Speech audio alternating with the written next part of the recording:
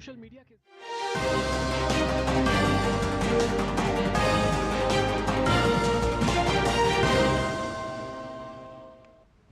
नमस्कार, आप देख रहे हैं डीडी न्यूज। मैं हूं आंचल गुलाटी गुंबर। आगे बढ़ने से पहले एक नजर सुर्खियों की तरफ। सरकार का बड़ा फैसला, भविष्य में किसी भी आतंकी कार्रवाई को भारत के खिलाफ युद्ध की कार्रवाई माना जाएगा और उसी के अनुसार दिया जाएगा जवाब।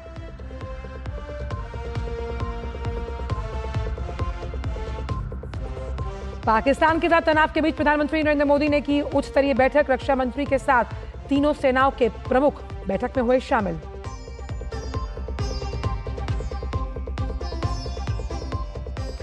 ऑपरेशन सिंदूर के तहत भारत को मिली कामयाबी। 7 मई को की गई एयर स्ट्राइक में लश्कर और जैश के 5 बड़े आतंकवादी ढेर।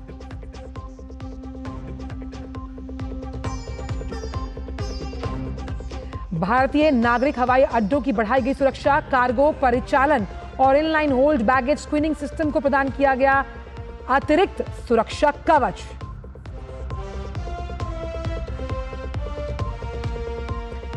पाकिस्तान आम नागरिकों को बना रहा है निशाना। जम्मू के रेहल और सेतगढ़ गांव से मिले मिसाइल के टुकड़े। वहीं नौशेरा के एक गांव से तुर्की का कामिकेज ड्रोन हुआ बरामद।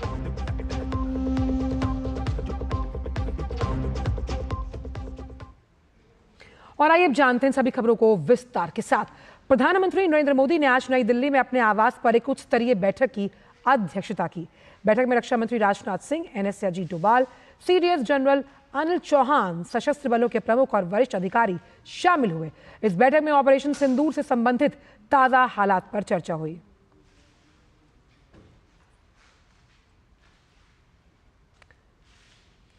भारत द्वारा 7 मई को पाकिस्तान में आतंकियों के खिलाफ ऑपरेशन सिंदूर में 5 खूंखार आतंकवादी मारे गए आतंकवादियों में मुदस्सर खादिया खास यानी अबू जुंदाल का नाम शामिल है। यह आतंकी मरकज तैयबा यानी मुरीदके का प्रभारी था। पाकिस्तानी सेना द्वारा उनके अंतिम संस्कार में इन सभी आतंकियों को गार्ड ऑफ ऑनर दिया गया। पाक सेना प्रमुख और पंजाब की मुख्यमंत्री मरियम नवाज की ओर से पुष्पांजलि भी अर्पित की गई। दूसरे आतंकवादी का नाम हाफिज मोहम्मद जमील था, जो मौलाना मसूद अजहर का सबसे बड़ा साला और बहावलपुर के मरकज सुभान अल्लाह का प्रभारी था। यहां युवाओं को कट्टरपंथी बनाने और जैश ए मोहम्मद के लिए धन जुटाने के सक्रिय रूप में शामिल नाम था उसका। तीसरा आतंकवादी मोहम्मद यूसुफ अजहर, जो कई नामों से जाना जाता था आतंकवाद की दुनिया में। उस्ताद जी मोहम्मद सलीम घोसी साहब के नाम से उसे जाना जाता था। यह मौलाना मसूद अजहर का साला है, जो जैश ए मोहम्मद के लिए हथियारों की ट्रेनिंग का जिम्मा संभालता था। जम्मू कश्मीर में कई आतंकवादी हमलों में शामिल था और IC 814 अपहरण मामले में मुख्य वांछित भी। चौथा आतंकवादी खालिद, और इसका नाम जिससे ये मशहूर था वो था अबू आकाशा। इसका संबंध भी लश्कर ए तौयबा से था। ये जम्मू कश्मीर में कई आतंकवादी हमलों में शामिल था। अफगानिस्तान से हथियारों की तस्करी में शामिल रहता था। इसका अंतिम संस्कार फैसलाबाद में किया गया था, जिसमें वरिष्ठ पाकिस्तानी सेना के अधिकारी शामिल हुए थे। नमाज़े जो जनाजा था उसकी तस्वीरें अभी भी लोग भूल नहीं पाएंगे। 5वां आतंकवादी मोहम्मद हसन खान, जो जैश ए मोहम्मद आतंकी संगठन से संबंधित था। ये मुफ्ती असगर खान कश्मीरी का बेटा है, जो पाकिस्तान के कब्जे वाले कश्मीर में जैश का ऑपरेशनल कमांडर था। वहीं जम्मू और कश्मीर में आतंकवादी हमलों के समन्वय में मुख्य भूमिका निभाता था। पाकिस्तान की ओर से लगातार उकसावे वाली कार्रवाई की जा रही है। वो लगातार सीमा से लगे इलाकों में भारी फायरिंग, ड्रोन और मिसाइलों से हमले कर रहा है, जिसे भारतीय सेना नाकाम कर रही है। जम्मू कश्मीर के नौशेरा इलाके के एक गांव में तुर्की का कामिकेज ड्रोन बरामद हुआ। पाकिस्तान नागरिक इलाकों को निशाना बना रहे हैं।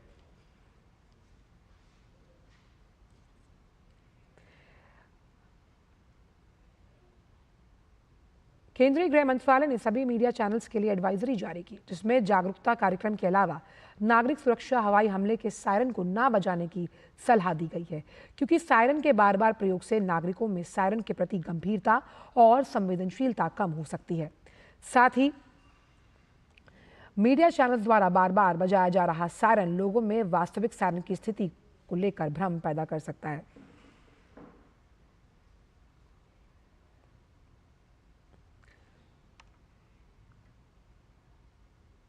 विदेश मंत्रालय और रक्षा मंत्रालय ने प्रेस कॉन्फ्रेंस कर ताज़ा गतिविधियों की जानकारी दी। प्रेस वार्ता में कहा गया कि पाकिस्तान लगातार उकसावे वाली कार्रवाई कर रहा है और भारत ने जिम्मेदारीपूर्ण जवाबी कार्रवाई की। पाकिस्तानी सेना के पश्चिमी मोर्चे पर आक्रामक गतिविधियां जारी हैं। भारतीय सैन्य ठिकानों को निशाना बनाया, नियंत्रण रेखा पर भी भारी हथियारों से गोलीबारी की। 26 से अधिक स्थानों पर हवाई घुसपैठ के प्रयास और अधिकतर हमलों को सफलतापूर्वक निष्क्रिय किया गया है। पाकिस्तान सेना ने पूरी पश्चिम मोर्चे पर लगातार आक्रामक गतिविधियां जारी रखी। उसमें UCAV drones, long range weapons, loitering munitions और लड़ाकू विमानों का उपयोग कर भारतीय सैन्य ढांचे को निशाना बनाया। नियंत्रण रेखा पर भी ड्रोन घुसपैठ और भारी कैलिबर हथियारों से गोलाबारी की। अंतर्राष्ट्रीय सीमा और एलओसी पर श्रीनगर से नलिया तक 26 से अधिक स्थानों पर हवाई घुसपैठ के प्रयास किए गए। भारतीय सशस्त्र बलों ने अधिकांश खतरों को सफलतापूर्वक निष्क्रिय किया। फिर भी वायु सेना स्टेशनों पर उधमपुर, पठानकोट, आदमपुर और भुज बठिंडा स्टेशन, इन सब पर उपकरण व पर्सनल्स को हानि पहुंचाई। प्रेस वार्ता में जानकारी दी गई कि पाकिस्तान ने हाई स्पीड मिसाइल का इस्तेमाल कर पंजाब के एयरबेस स्टेशन को निशाना बनाने का प्रयास किया, जिसे विफल कर दिया गया। पाकिस्तान ने निंदनीय कार्रवाई करते हुए वायुसेना अड्डों, चिकित्सा केंद्र और स्कूल जैसे नागरिक सुविधाओं से जुड़े ढांचों को भी निशाना बनाया। पाकिस्तान ने हाई स्पीड मिसाइल सुबह 1:40 पर इस्तेमाल करके पंजाब के एयरबेस स्टेशन को दागने की कोशिश की।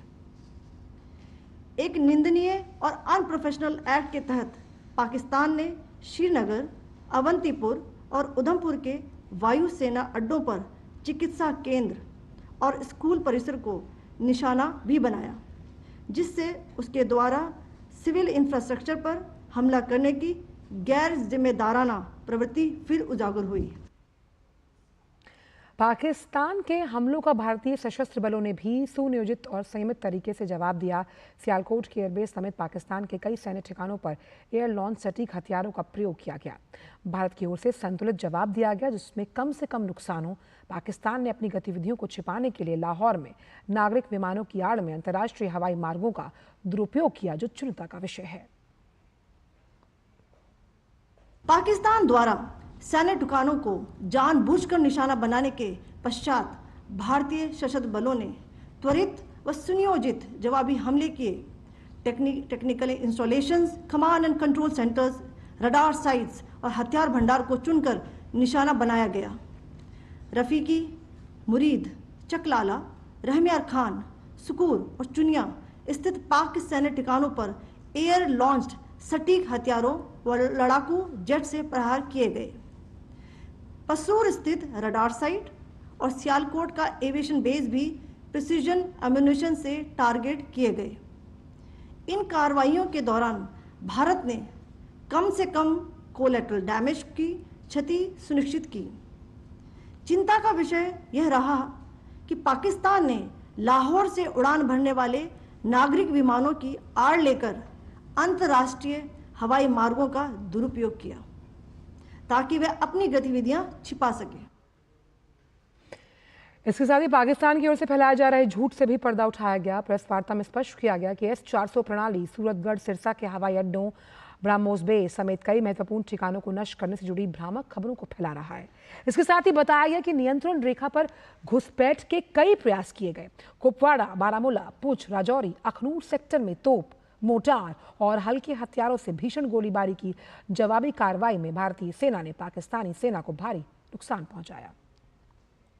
पाकिस्तान ने मिस इन्फॉर्मेशन का सहारा लेते हुए आदमपुर स्थित S-400 प्रणाली, सूरतगढ़ व सिरसा के हवाई अड्डों, नगरोटा के ब्रह्मोस बेस, देहरागिरी के तोपखाना पोजीशन तथा चंडीगढ़ के अग्रिम गोला बारूद डिपो को नष्ट करने के झूठे दावे सोशल मीडिया पर फैलाए।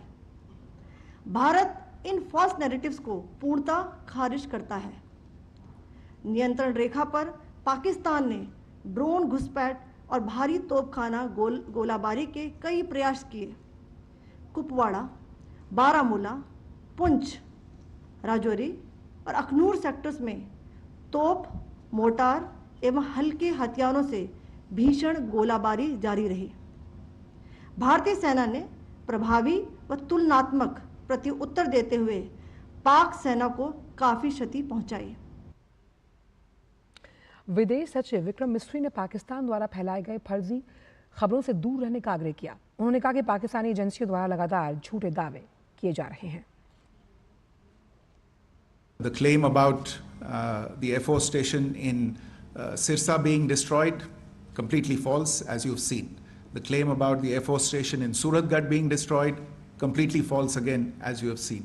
There's a claim that has been made that the S-400 base at Adampur was destroyed, completely false once again.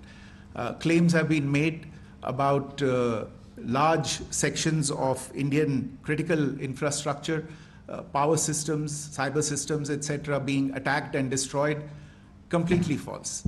I would urge all of you and all those who watch this not to be misled by this tissue of lies that is being peddled by the Pakistani state for obvious purposes.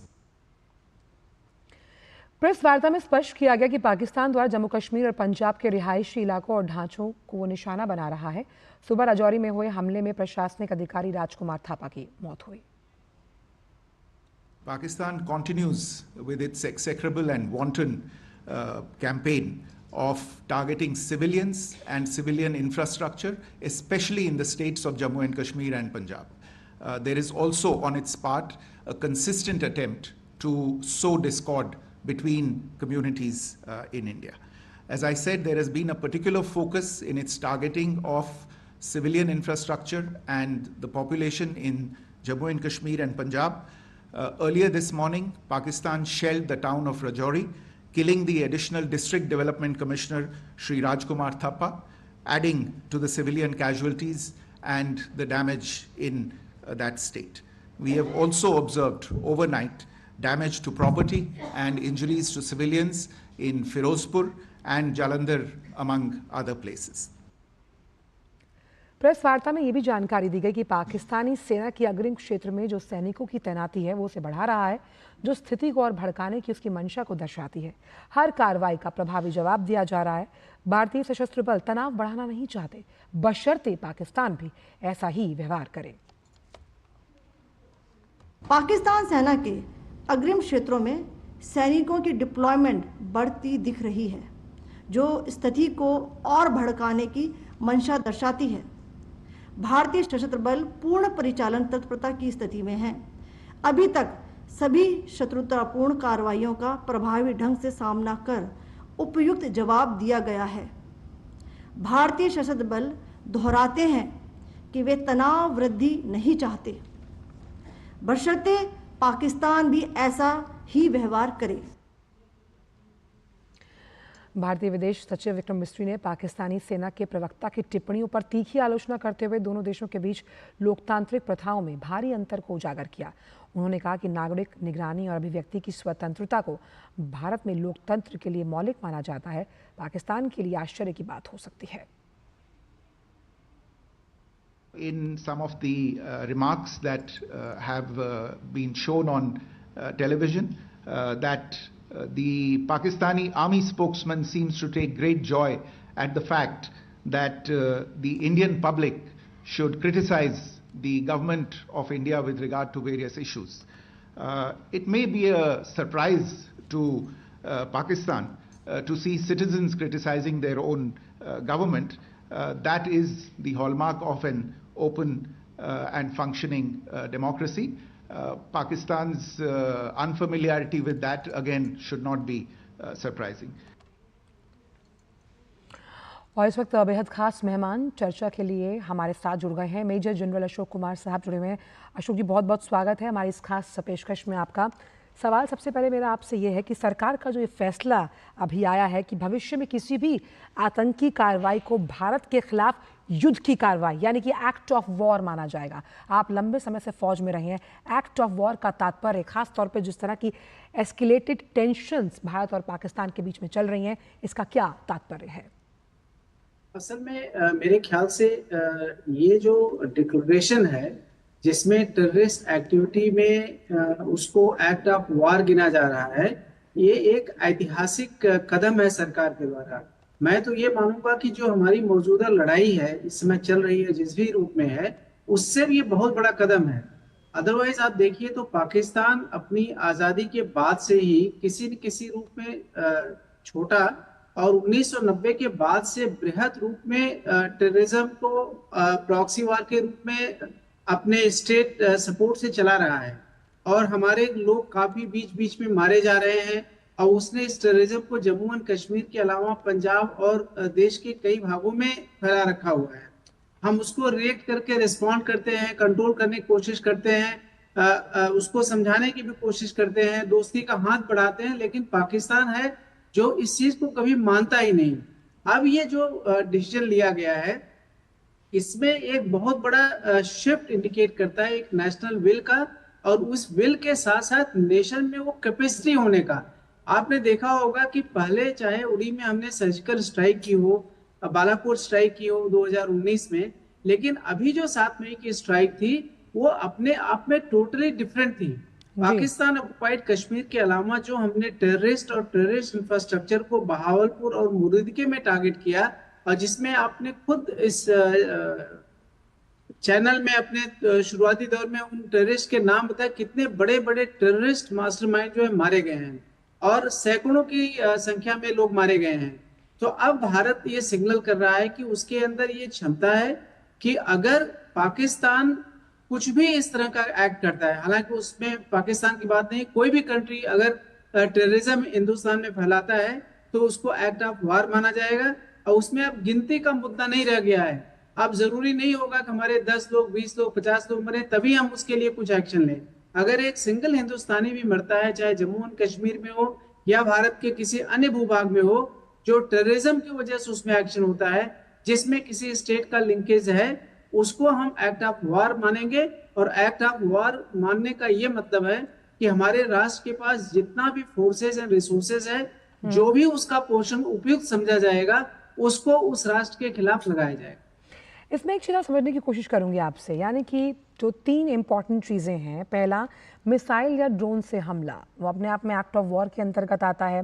दुश्मन के airbase या ठिकानों को target करना, और ऐसे में भारत पाकिस्तान के संदर्भ में जिस तरह से पाकिस्तान द्वारा भारत के शहरों पर ड्रोन और मिसाइल से हमले किए गए, पहले वो एक्ट ऑफ वॉर है, और भारत द्वारा जो जवाबी कार्रवाई की जा रही है उसे रिटेलिएटरी एक्ट ऑफ वॉर कहा जाएगा। इसे फौज की भाषा में अगर आप समझा पाए तो। हाँ, इसमें अगर आप देखिए कि जो ये पूरा प्रकरण हुआ है उसमें पहला कदम जो है वो पाकिस्तान ने लिया है, जिसमें उसने अप्रैल में हमारे 28 सिविलियंस को पहलगाम में मारा है बहुत से बर्बरतापूर्ण तरीके से, और जिसमें पूरे देश के लोग शामिल थे। और उसमें उसने रिलीजियस फैक्टर भी ला के दिया। उसकी कोशिश थी कि शायद इसमें हिंदू मुसलमान में बंटवारा हो, लेकिन ये बल्कि उल्टा हुआ कि अब दोनों कम्युनिटीज में बेहतर रिलेशनशिप है इस मामले को लेकर, और पूरा देश इस मामले में साफ। तो उस पाकिस्तान के एक्ट को इंडिया ने 7 मई के एक्शन से जस्ट रिस्पॉन्ड किया है।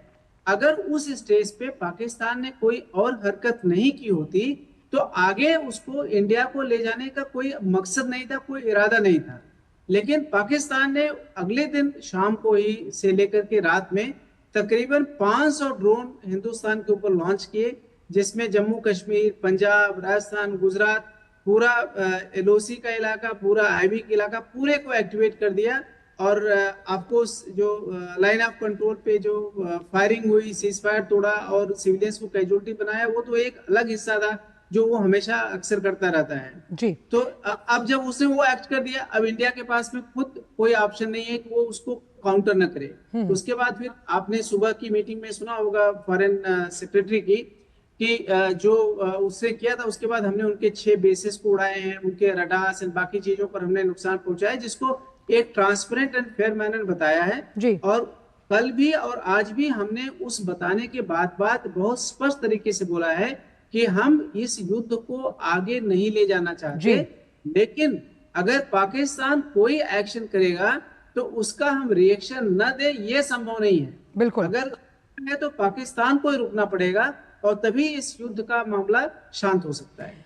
और वहीं एक बहुत अहम बात जो हमने सुबह की प्रेस कॉन्फ्रेंस में देखी मेजर जनरल अशोक कुमार, वो ये थी कि किस तरह से एक फैब्रिकेटेड नैरेटिव चलाया जा रहा है, फेक नैरेटिव, जिसमें कुछ भी सच नहीं, सब कुछ भ्रामक। और उसमें सबसे अहम बात कम्युनल अनरेस्ट, यानी इस पूरे जो एस्केलेटेड टेंशन है उससे कम्युनल रंग देने की कोशिश की, वो भी ऐसे समय में जब सोशल मीडिया का बोलबाला है और सच और झूठ को वीडियोस के माध्यम से सत्यापित करना बेहद ज़रूरी हो जाता है। पाकिस्तान का चेहरा लगातार बेनकाब होता हुआ, उसके झूठ के दावे जो हैं वो कहीं ना कहीं गलत साबित होते हुए। आपने सही कहा। असल में अगर आप देखें तो जो पाकिस्तान है वो शुरू से ही ये कोशिश कर रहा है कि इसमें अपनी इज्जत को वो किस तरह से बचाए। हमने टेररिस्ट इंफ्रास्ट्रक्चर और टेररिस्ट पे अटैक किया, उसके पास उसका काउंटर नहीं, क्योंकि हिंदुस्तान में उस तरह का कोई व्यक्ति है ही नहीं।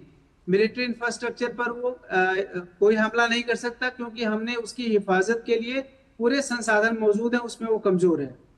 तो अब उसने एक फेक नैरेटिव का सहारा लिया हुआ है, और उसमें क्या है कि वो दो चीजें एक साथ कर रहा है। एक तो जो इंडियन सिविलियंस हैं जिनके पास में अभी उतनी जानकारी नहीं है, और आजकल ट्रेंड है कि कोई भी इस तरह की न्यूज आती है जिसमें मान लो कोई टैंक दिखाई दिया जलता हुआ, या कोई एयरफील्ड हो चाहे किसी और देश की जलती हुई दिखा दी, बोल दिया कि सूरतगढ़ का इसका है, तो जो आम पब्लिक में आम लोग हैं जिनको कैसे वो चीजें हैं, कहाँ की हैं, किस ईयर की हैं, वो डिटेल नहीं होती, तो वो टेम्पोरली उस चीज को मान लेते हैं, और जब तक फैक्ट चेक से वो डिटेल जाता है तो तब तक थोड़ा सा लेट हो जाता है।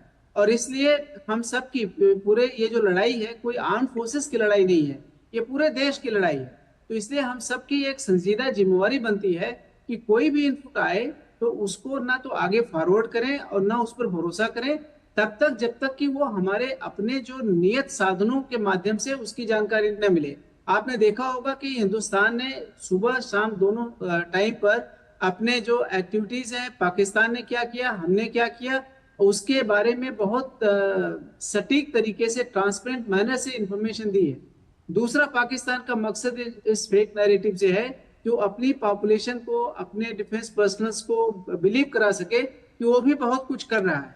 अदरवाइज वो ऑलरेडी वहाँ के जो यंग ऑफिसर्स हैं, वो वहाँ के चीफ जो मुनीर हैं, उनके खिलाफ बगावत करने के राह पर हैं। वहाँ के कुछ लोग छोड़ के जा रहे हैं, डिजर्शंस हो रहे हैं। पब्लिक भी नहीं चाहती, वो जानती है कि मुनीर उनको युद्ध में ढकेल रहा है भारत के खिलाफ। तो इन सब को देखते हुए वो भी चाहते हैं कि एक फैक्ट नैरेटिव बनाएं और जिससे बताएं कि उन्होंने भारत को ढेर सारा नुकसान पहुंचा हुआ है, ताकि उनकी जनता और उनके लोग भी एक साथ इकट्ठा रहें। जो कि फैक्ट चेक, जो फैक्ट सामने आते हैं तो अपने आप क्लियर हो जाता है। और इस लगातार फेक नैरेटिव से उनको टेम्पररी सफलता भले किसी एक मुद्दे मिली हो, लेकिन सच है कि पूरा विश्व मानता है कि पाकिस्तान का पूरा बेसिस ही फेक नैरेटिव पे है, इसलिए वो कुछ भी कहेगा तो उस पर कोई बिलीव नहीं करता है। और इसलिए डिजिटल प्लेटफॉर्म पर लगातार झूठ फैला रहा है पाकिस्तान। अमृतपाल सिंह भी हमारे साथ गुरदासपुर से जुड़ गए हैं। अमृत, अब सरकार का ये बिल्कुल दो टूक है कि अगर कोई भी आतंकी हमला होता है इसे एक्ट ऑफ वॉर यानी कि युद्ध माना जाएगा, और ये एक कड़ा संदेश है खासतौर पर एक ऐसी एस्केलेटेड सिचुएशन के बीच। जी बिल्कुल, भारत लगातार ये कहता रहा है कि पाकिस्तान एक एपिसेंटर ऑफ टेररिज्म है, टेरर को as a instrument of state policy use करता है। पहलगाम में हमने देखा, उससे पहले कई वाक़यों में हमने देखा, लगातार कश्मीर में वो अपने आतंकी भेजता है और फिर झूठ बोलता है कि हमारा इनसे कोई लेना देना नहीं, ये कश्मीर के मुजाहिदीन हैं, ये हैं, वो हैं। पर रियलिटी ये है कि जो 9 ठिकानों पे भारत ने अटैक किया, मुरीद के जो साउथ सदर्न पंजाब में है, मुल्तान के नीचे है, लाहौर से बिल्कुल सटा हुआ मुरीद के और मुल्तान के नीचे भावलपुर जो मरकज़ सुभान अल्लाह जिस पे अटैक किया, मरकज़ ताइबा जो लश्कर ताइबा का हेडक्वार्टर है, मुरीद के भावलपुर वाला इनका जैश मोहम्मद का मसूद अज़हर जो ऑर्गेनाइजेशन चलाता है, उसका हेडक्वार्टर्स है। हिजबुल मुजाहिदीन के सियालकोट में जो टेरर कैंप्स हैं उन पर अटैक किया, मुजफ्फराबाद में जो terror and training launch pads हैं। तो लगातार भारत के खिलाफ टेरर को as an instrument of state policy Pakistan use करता रहा है। और अब भारत ने 2-2 कह दिया है कि आपको हम काफ़ी देर से कह रहे थे कि आप इसको ख़त्म करें, आपकी सरजमी से ये टेरर ऑपरेट हो रहा है, पर आप झूठ बोलते रहे, डिनाइल में रहे।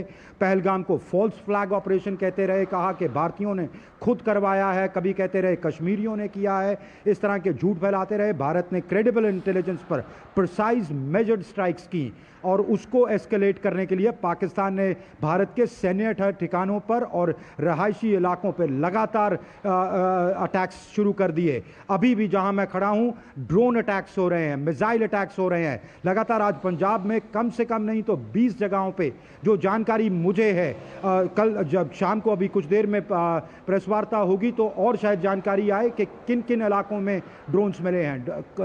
जो गाँव के लोग हैं वो स्थानीय जिला प्रशासन को फ़ोन करके बता रहे हैं कि हमारे घरों पर ये अटैक हो रहा है, मलबे गिर रहे हैं। तो ज़्यादातर जो अटैक्स हैं उनको न्यूट्रलाइज कर रही है भारत की एयर डिफेंस। पर इनकी हिमाकत देखिए कि आदमपुर एयरबेस पे अटैक करने की कोशिश की गई, हालांकि उसको न्यूट्रलाइज किया गया। फिर झूठ फैलाया गया कि S-400 जो हमारा AD सिस्टम है, मिसाइल सिस्टम है, वो कंप्लीटली इन्होंने ध्वस्त कर दिया। उसकी तस्वीरें आज सुबह भारतीय फौज के तर्जुमान विंग कमांडर व्योमिका सिंह और कर्नल सोफिया कुरैशी ने मीडिया के सामने रखी और कहा कि ये है सिरसा एयरबेस, ये है आदमपुर एयरबेस, ये है पठानकोट एयरबेस, ये बिल्कुल ऑपरेशनल है। और इसीलिए हम कह सकते हैं ये बात कि अमृत की प्रत्यक्ष को प्रमाण की जरूरत नहीं, और ये प्रमाण भी दिखा दिया आज विदेश मंत्रालय ने अपनी प्रेस वार्ता में। आप दोनों ही हमारे साथ बने रहिएगा, आगे भी हम ऑपरेशन से सिंदूर से जुड़ी तमाम अपडेट्स जो साझा करेंगे उस पर ये चर्चा लगातार जारी रहेगी। वक्त एक छोटी सी ब्रेक का है।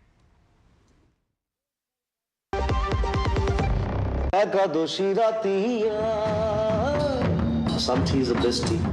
It's a magical beverage actually. Some tea is of right. 200 glorious years of Fasal-Tea. The saga will continue for many more centuries to come.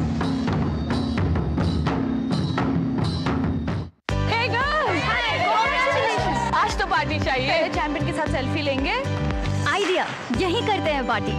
Pizza party, ये चल अपना कार्ड और पिन दे। मेरे कार्ड की डिटेल्स मैं खुद ही डालूंगी। RBI कहता है अपना पिन, OTP, CVV या इंटरनेट बैंकिंग पासवर्ड किसी के साथ शेयर ना करें। ऑनलाइन बैंकिंग सिर्फ अपने कंप्यूटर, मोबाइल और सिक्योर नेटवर्क से करें।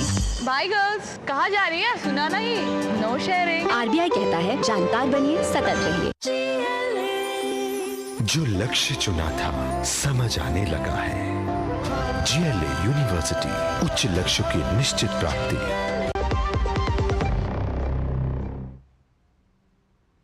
ब्रेक के बाद सभी का स्वागत है हमारे इस खास शो में, और लगातार विशेष मेहमान हमारे साथ जुड़े हुए हैं।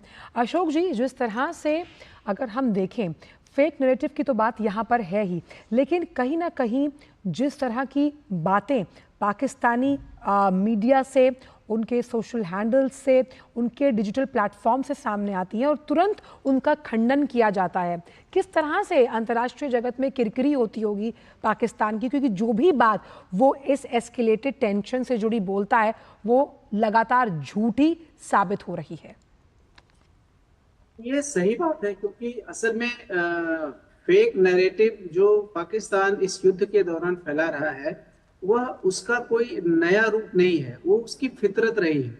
और इसीलिए एज अ नेशन उसकी क्रेडिबिलिटी वर्ल्ड में वैसे भी बहुत कम है।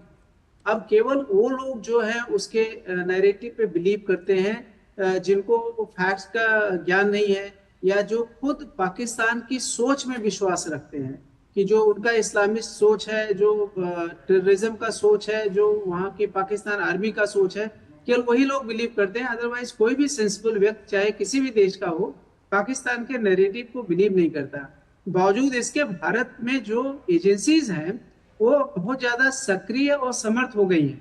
तो इसलिए फेक नैरेटिव से कोई भी जब इनपुट आता है तो इमीडिएटली नोटिस होता है, उसका साइंटिफिकली फैक्ट चेक होता है और फैक्ट चेक के साथ में पब्लिक डोमेन में उसको बताया जाता है।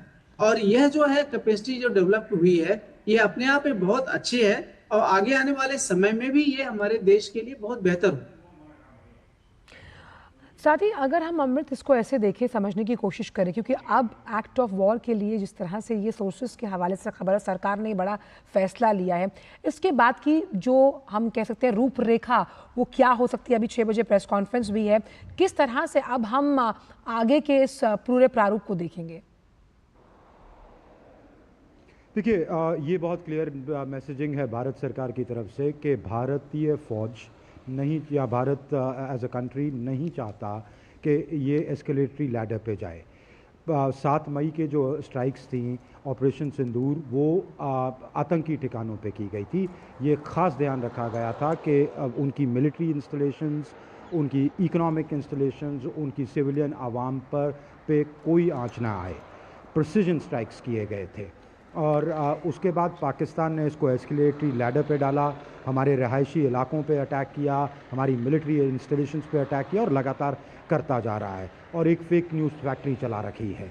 तो क्लियरली पाकिस्तान इसको एस्केलेटरी लैडर पे डालना चाहता है। मिलिट्री की स्ट्रैटेजी सिंपल है कि मिलिट्री एस्केलेट नहीं करेगी अगर भारत पे अटैक होगा उसी डोमेन में। जो डोमेन का मतलब है, अगर आप मिलिट्री इंस्टॉलेशंस पे अटैक करेंगे, एक हवाई अड्डे पे अटैक करेंगे, वापस एक हवाई अड्डे पे अटैक होगा। रडार सिस्टम्स पे अटैक करेंगे, वापस रडार सिस्टम्स ध्वस्त किए जाएंगे और उसी इंटेंसिटी के साथ किए जाएंगे। बिल्कुल 400 ड्रोन भेजोगे, हम आपसे 4 गुना ड्रोन हैं भारत के पास, उतने ड्रोन भेजे जाएंगे, उतने अटैक्स किए जाएंगे। और सशक्त ड्रोन है वो रास्ते में फेल भी नहीं होंगे, वो ऐसे सशक्त ड्रोन है जो रास्ते में फेल नहीं होंगे और अपने टारगेट को अचीव करेंगे। नंदिता इस वक्त जुड़ गई है। नंदिता, जिस तरह से लगातार हम चर्चा कर रहे हैं और इसमें मिस इन्फॉर्मेशन के लिहाज से जो पाकिस्तान कर रहा है, इसका जवाब क्लैरिटी से भारत दे रहा है। भारत अपनी सारी बातें रियल टाइम फैक्ट चेकिंग के साथ रख रहा है। भारत के पास स्ट्रेटेजिक कम्युनिकेशन है, डिजिटल विजिलेंस है और पब्लिक अवेयरनेस है। इसीलिए कहीं ना कहीं भारत का इंफॉर्मेशन सिस्टम बहुत स्ट्रांग है। आपका इंफॉर्मेशन सही हो इस तरह की एस्केलेटेड सिचुएशन में, ये कितनी बड़ी हेल्प होता है अगर हम देखें ऐसी सिचुएशंस को डील करने में? नंदिता। बिल्कुल सही समय पर आंचल आपने ये खूबसूरत बात कही। आज सवेरे हमने डीडी न्यूज़ और डीडी इंडिया पर यह खबर ब्रेक करी थी जब हमारी जॉइंट डिफेंस मिनिस्ट्री और फॉरेन मिनिस्ट्री की जॉइंट प्रेस कॉन्फ्रेंस हुई थी, तो हमने ये खबर ब्रेक करी थी कि ये इवॉल्विंग सिचुएशन है। आज शाम को एक और जॉइंट प्रेस ब्रीफिंग होगी और वही प्रूव हुआ। तो आप जानते हैं कि डीडी न्यूज़ और डीडी इंडिया एक ऑथेंटिक और वेरीफाइबल सोर्स है इंफॉर्मेशन का, और हमारी जनता कभी भी इसका शिकार ना बने जो पाकिस्तान का मिस इन्फॉर्मेशन या प्रोपागेंडा मशीनरी चल रही है, जिसको हवा दे रही है छोटी सी चिंगारियों को। सोशल मीडिया, ट्विटर आदि के जमाने में आप जानते हैं कैसे फेक न्यूज स्प्रेड करती है। मुझसे बात करने से पहले आपने कुछ लोगों के साउंड बाइट्स भी हमारी ऑडियंसेस को दिखाए, और उसके बारे में मैं ये कहना चाहूंगी कि हमारी फॉरेन मिनिस्ट्री ने जो आज ब्रीफिंग की है उसमें ये साफ कहा कि 7 मई की रात को और 8 मई की रात को जो इंडिया ने एक्शन लिए थे वो बिल्कुल मेजर्ड थे, यानी कि वो एस्केलेटरी नहीं थे, सिर्फ डेटरेंट थे कि आगे के लिए पाकिस्तान ऐसी हिमाकत ना करे। लेकिन पाकिस्तान ने 9 और 10 की रात को जो करा है वो क्लियरली एक रेड लाइन क्रॉस की है। आप जानती हैं कि 26 एरियाज बारामुल्ला, कुपवाड़ा से लेकर भुज तक ड्रोन से एरियल इंट्रूजन यानी हवा से इंट्रूजन हुए हैं, और इंडिया के मेडिकल फैसिलिटीज, हॉस्पिटल्स अवंतीपुरा और श्रीनगर में टारगेट किए गए हैं। राजौरी और पुंछ में एक क्रिश्चियन नन्स का एक कॉन्वेंट को टारगेट किया गया है। फजीलका में एक लेडी हताहत हो गई है, और अमृतसर में हमारी आर्मी की एयर डिफेंस सिस्टम जो है, कितना खूबसूरत एक वेल कोऑर्डिनेटेड सिस्टम है हमारी आर्मी की एयर डिफेंस गन्स का, जो S-400 और बराक 8 एक्सेट्रा हमारी एंटी ड्रोन सिस्टम्स का तो आपने कमाल देखा ही था पिछली से पिछली रात को। लेकिन कल रात को जो 9 और 10 की मई की बीच की रात की, उसमें देखा कि आर्मी की जो गन्स थी उन्होंने अमृतसर के ऊपर जो कैंटोनमेंट एरिया था और रिहायशी इलाकों पर कामिकाजी ड्रोन्स पाकिस्तान द्वारा भेजे गए। ये बाइकर नाम के ड्रोन्स हैं और इनको डिटेक्ट किया गया ट्रैक किया गया, एंगेज किया गया ग्राउंड पे रेडार सिस्टम से उनके और हमारे इलेक्ट्रो ऑप्टिक सेंसर से, और उनको इस तरह से निष्क्रिय कर दिया गया ताकि सिविलियंस को भी, वरना बहुत भारी नुकसान होता है इंडिया को। जी तो एक चीज और, क्योंकि आप बहुत अहम बात कर रही हैं नंदिता, इसी का एक चेक हम अमृत से भी लेते हैं। Amrit, shaping the narrative with credibility, यानी हम अपने नैरेटिव को क्रेडिबल बना रहे हैं, हम इमोशनली रिएक्ट नहीं कर रहे, हमें फेक प्रोपेगेंडा नहीं फैलाना। इसीलिए हमने जो ऑपरेशनल सोर्सेज, अपना जो ऑपरेशनल है ऑपरेशन सिंदूर, उसकी फैक्ट को सामने रखा, हमने मीडिया लिटरेसी को आगे बढ़ाया, और हम यही कर रहे हैं। ये बहुत बड़ा फर्क है भारत और पाकिस्तान के इस एस्केलेटेड टेंशन की सिचुएशन में। भारत का जो पर्सपेक्टिव है, जो सभी विश्व के लोग देख रहे हैं। देखिए, इंफॉर्मेशन एज में हम जी रहे हैं। इंफॉर्मेशन वॉरफेयर एक इंटीग्रल पार्ट है हाइब्रिड वॉरफेयर का। पाकिस्तान अगर प्रोपेगेंडा कर रहा है, उसमें कुछ गलत नहीं कर रहा, वो IW का पार्ट है, पर वो ना थोड़ा अहमकाना किस्म का प्रोपेगेंडा करते हैं। दिक्कत ये है, भारत भी IW यूज़ कर रहा है, उनका प्रोपेगेंडा साथ साथ फैक्ट चेक करके उसको फैक्ट्स दे रहा है। जो 7 मई के अटैक्स थे, उनकी तस्वीरें दी गई, जो उसके बाद की जो स्थितियां हैं, आज हर रोज़ प्रेस कॉन्फ्रेंस में टाइम स्टैम्प्स के साथ फोटोग्राफ्स दे दिए हैं। लोग आजकल इतना इंफॉर्मेशन ओवरलोड से अवेयर हैं कि लोगों को अगर आप क्रेडिबल एविडेंस दोगे तभी वो बात पे यकीन करेंगे। पाकिस्तान पता नहीं कौन सी एज में रहता है कि वो सोचता है बस आएँ, एक झूठ बोलें तो वो मान ली जाएगी। पहले उनके वज़ीर दिफा ख्वाजा क्या नाम है उनका, ख्वाजा आसिफ, कहते हैं कि NSA की मीटिंग होगी, फिर कहेंगे कि नहीं होगी, कहेंगे कि हमने भारत ने हमारे ये अटैक्स कर दिए। उन्होंने कहा कि कैसे किए, कहे कि सोशल मीडिया पे पता लगा है। तो इस तरह की बातें उनके प्रोपेगेंडा का एक बहुत सुपरफिशियल लेवल का, एक बहुत अहमकाना किस्म का प्रोपेगेंडा है। तो अगर पाकिस्तान में, मेरी जानकारी के मुताबिक, वो इंडियन चैनल्स को मॉनिटर कर रहे हैं, तो उनके IW डेस्क को हिदायत ये है कि अगर प्रोपेगेंडा ही करना, थोड़ा सलीके से कर लीजिए, अच्छे से कर लीजिए, जो कम से कम क्रेडिबल लगे।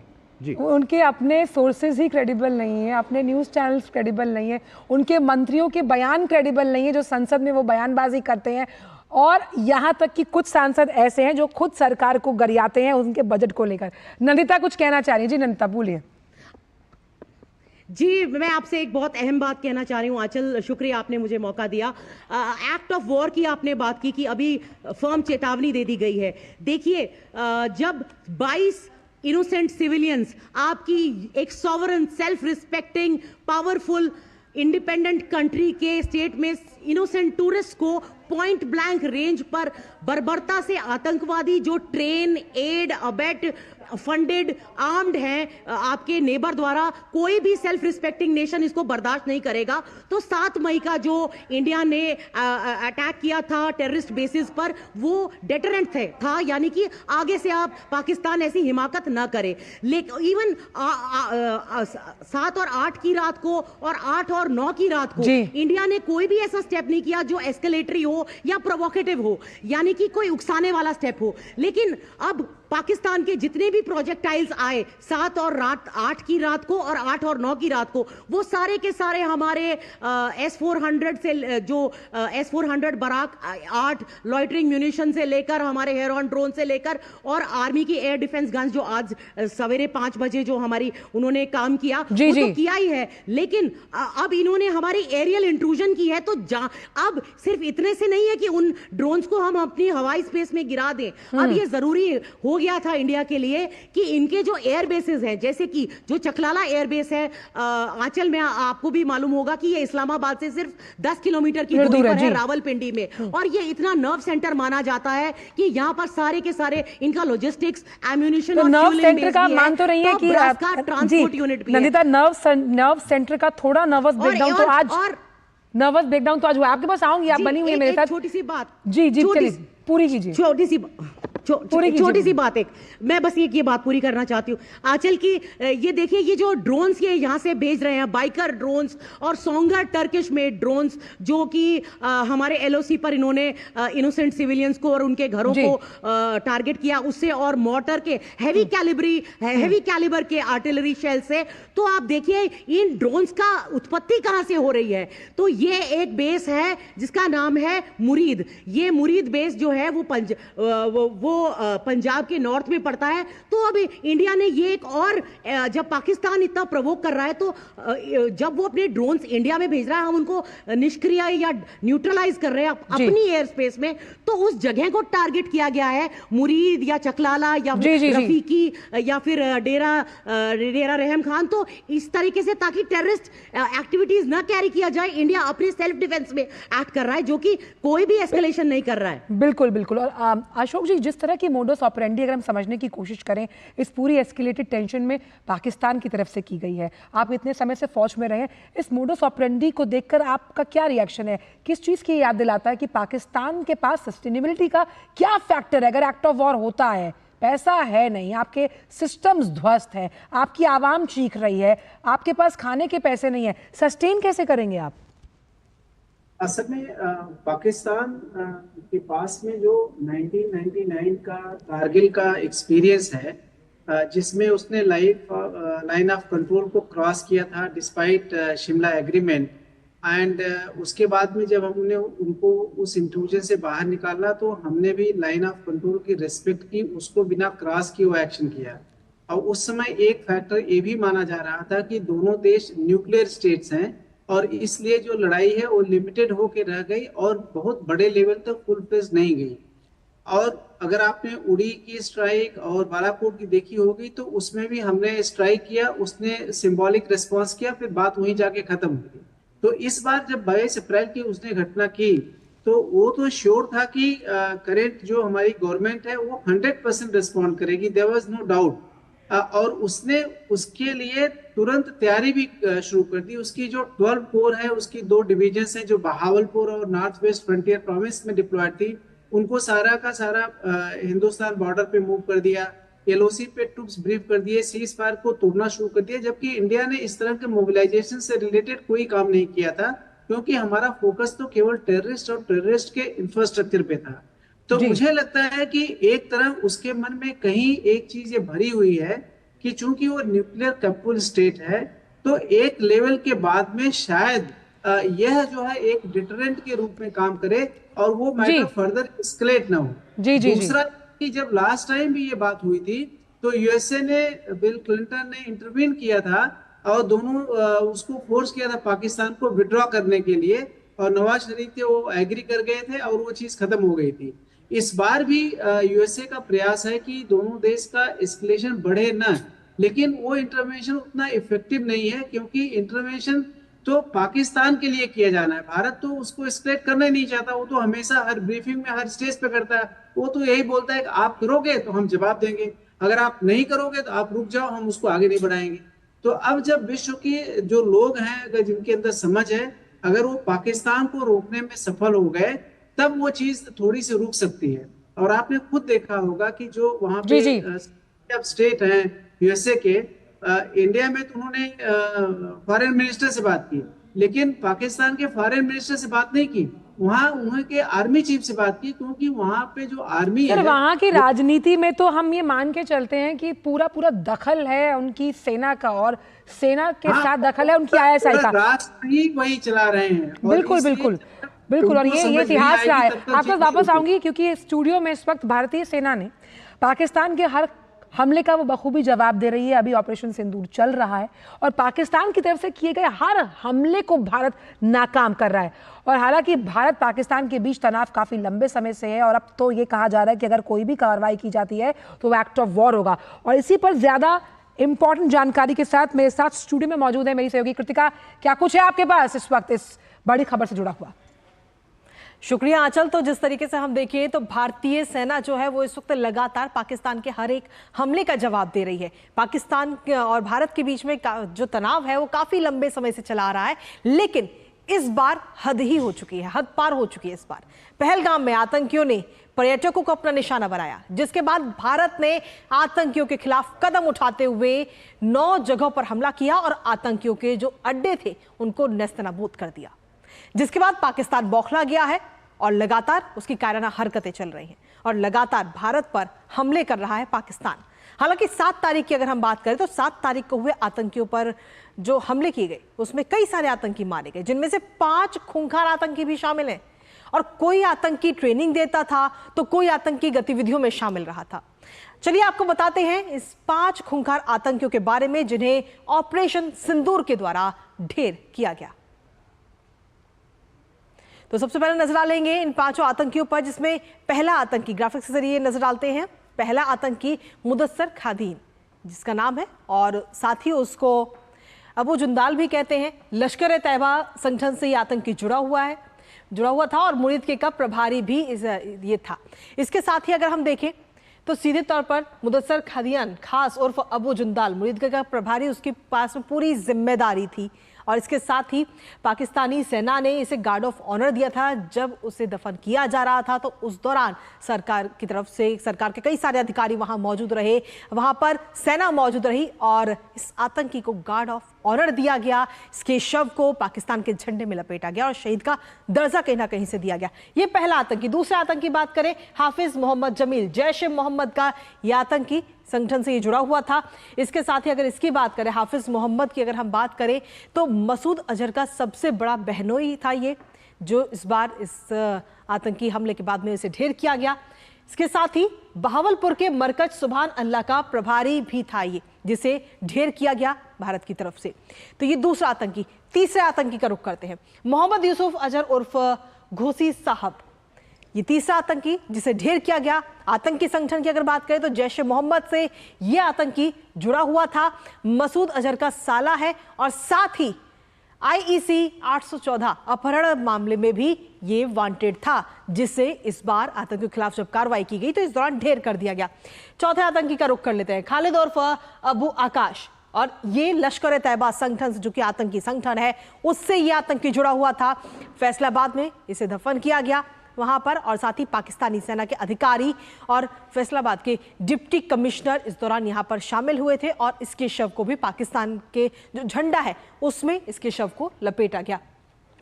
और उसके बाद में अगला नाम आता है मोहम्मद हसन खान का, जो कि जैश ए मोहम्मद आतंकी संगठन से जुड़ा हुआ था और इसके साथ ही POK में जैश ए मोहम्मद का ऑपरेशनल कमांडर था। पूरा उसके पास में कमांड थी।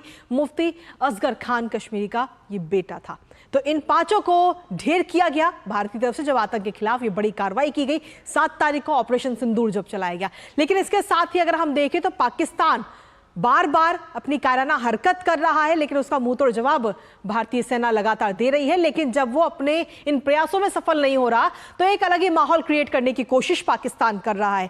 किस तरीके से वो माहौल सोशल मीडिया के जरिए बनाया जा रहा है, किस तरीके की अफवाहें इस वक्त पाकिस्तान के जो सोशल मीडिया हैंडलर हैं वो उड़ा रहे हैं, एक नजर उस पर डालते हैं।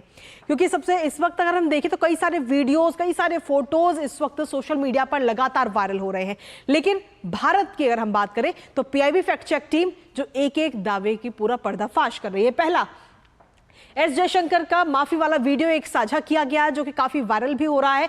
लेकिन इस वीडियो की अगर हम बात करें तो ये वीडियो पूरी तरह से AI जनरेटेड वीडियो है। इसमें बताया गया कि S जयशंकर किस तरीके से माफी मांग रहे हैं और पाकिस्तान को अलग करने की बात करें। ये पूरा वीडियो इस वक्त सामने आया है।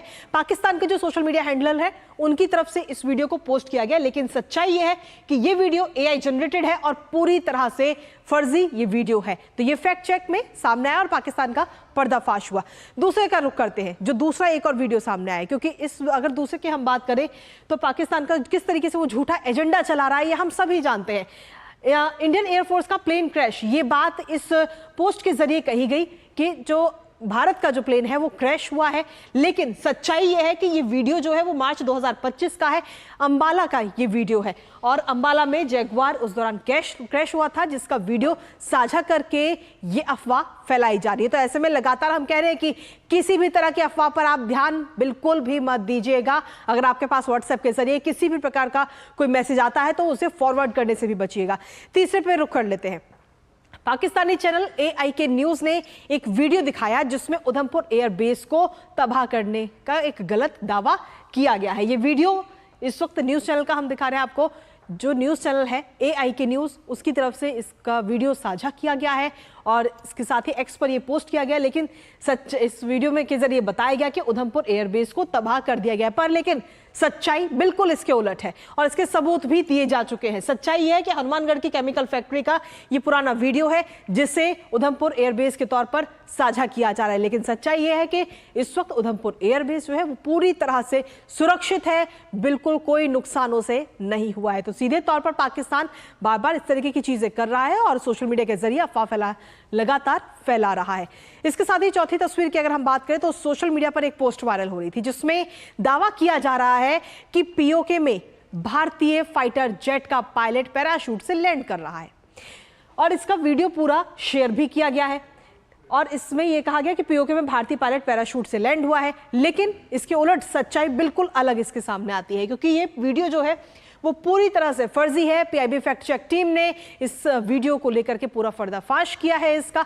तो ऐसे ये तो सिर्फ अभी 4 तस्वीरें हमने आपको दिखाई हैं, ऐसी और भी कई सारे जो वीडियोस हैं, फोटोज हैं, वो इस वक्त सामने आ रही है जिसको लेकर हर एक चीज को लेकर PIB फैक्ट चेक कर रही है और लगातार नजर बनाए हुए है। तो इसलिए आपसे भी लगातार हम गुजारिश कर रहे हैं कि आप भी इधर उधर की अफवाह पर ध्यान बिल्कुल मत दीजिएगा, लगातार DD न्यूज के साथ आप बने रहिए, क्योंकि DD न्यूज ही एक ऐसा एकमात्र चैनल है जो सटीक खबरें दिखा रहा है, आपको सच के साथ खबर दिखा रहा है, तथ्यों के साथ खबरें दिखा रहा है। तो और इसी के साथ वापस रुक करते हैं हमारे सहयोगी आंचल का।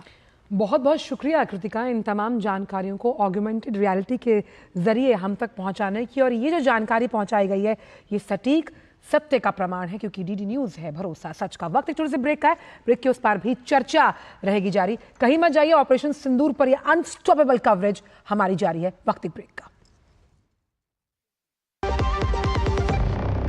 Doshi Ratiya. Some tea is the best tea.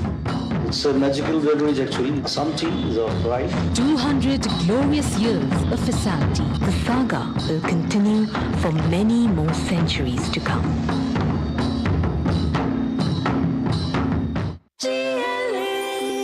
जो लक्ष्य चुना था समझ आने लगा है। GLA यूनिवर्सिटी, उच्च लक्ष्य की निश्चित प्राप्ति।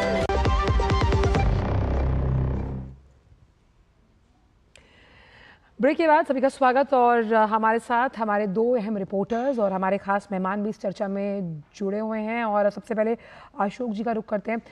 अशोक जी, खास तौर से अगर हम देखें तो जिस तरह से ये ड्रोन हमले किए गए और आतंक पर भारत की 2 टूक है, रक्षा प्रणाली सिस्टम की अगर हम बात करें जो भारत का अभेद्य है, और इस डिफेंस सिस्टम को कहीं ना कहीं तोड़ने की कोशिश भी पाकिस्तान ने की। लेकिन जब हम दोनों के डिफेंस शक्ति को कंपेयर करते हैं तो भारत कहीं आगे है। तो क्या लगता है आपको कि पाकिस्तान का कौन सा ऐसा आका है जो उसे लगातार सपोर्टिव कैलिब्रेटेड अप्रोच दे रहा है कि तुम आगे चलो, हम तुम्हारे साथ हैं, लेकिन जब पाकिस्तान पीछे मुड़ के देखेगा तो खाली हाथ उसके कुछ नहीं आएगा? असल में अगर आप पाकिस्तान की सेना का जो इक्विपमेंट है उसको देखें तो उसमें 80% चाइनीज इक्विपमेंट है और चाइना भी हालांकि ओपन फॉर्म में सपोर्ट के लिए उसने डिक्लेयर कर दिया था, बट फिजिकल फॉर्म में कोई उसने सपोर्ट किया नहीं है।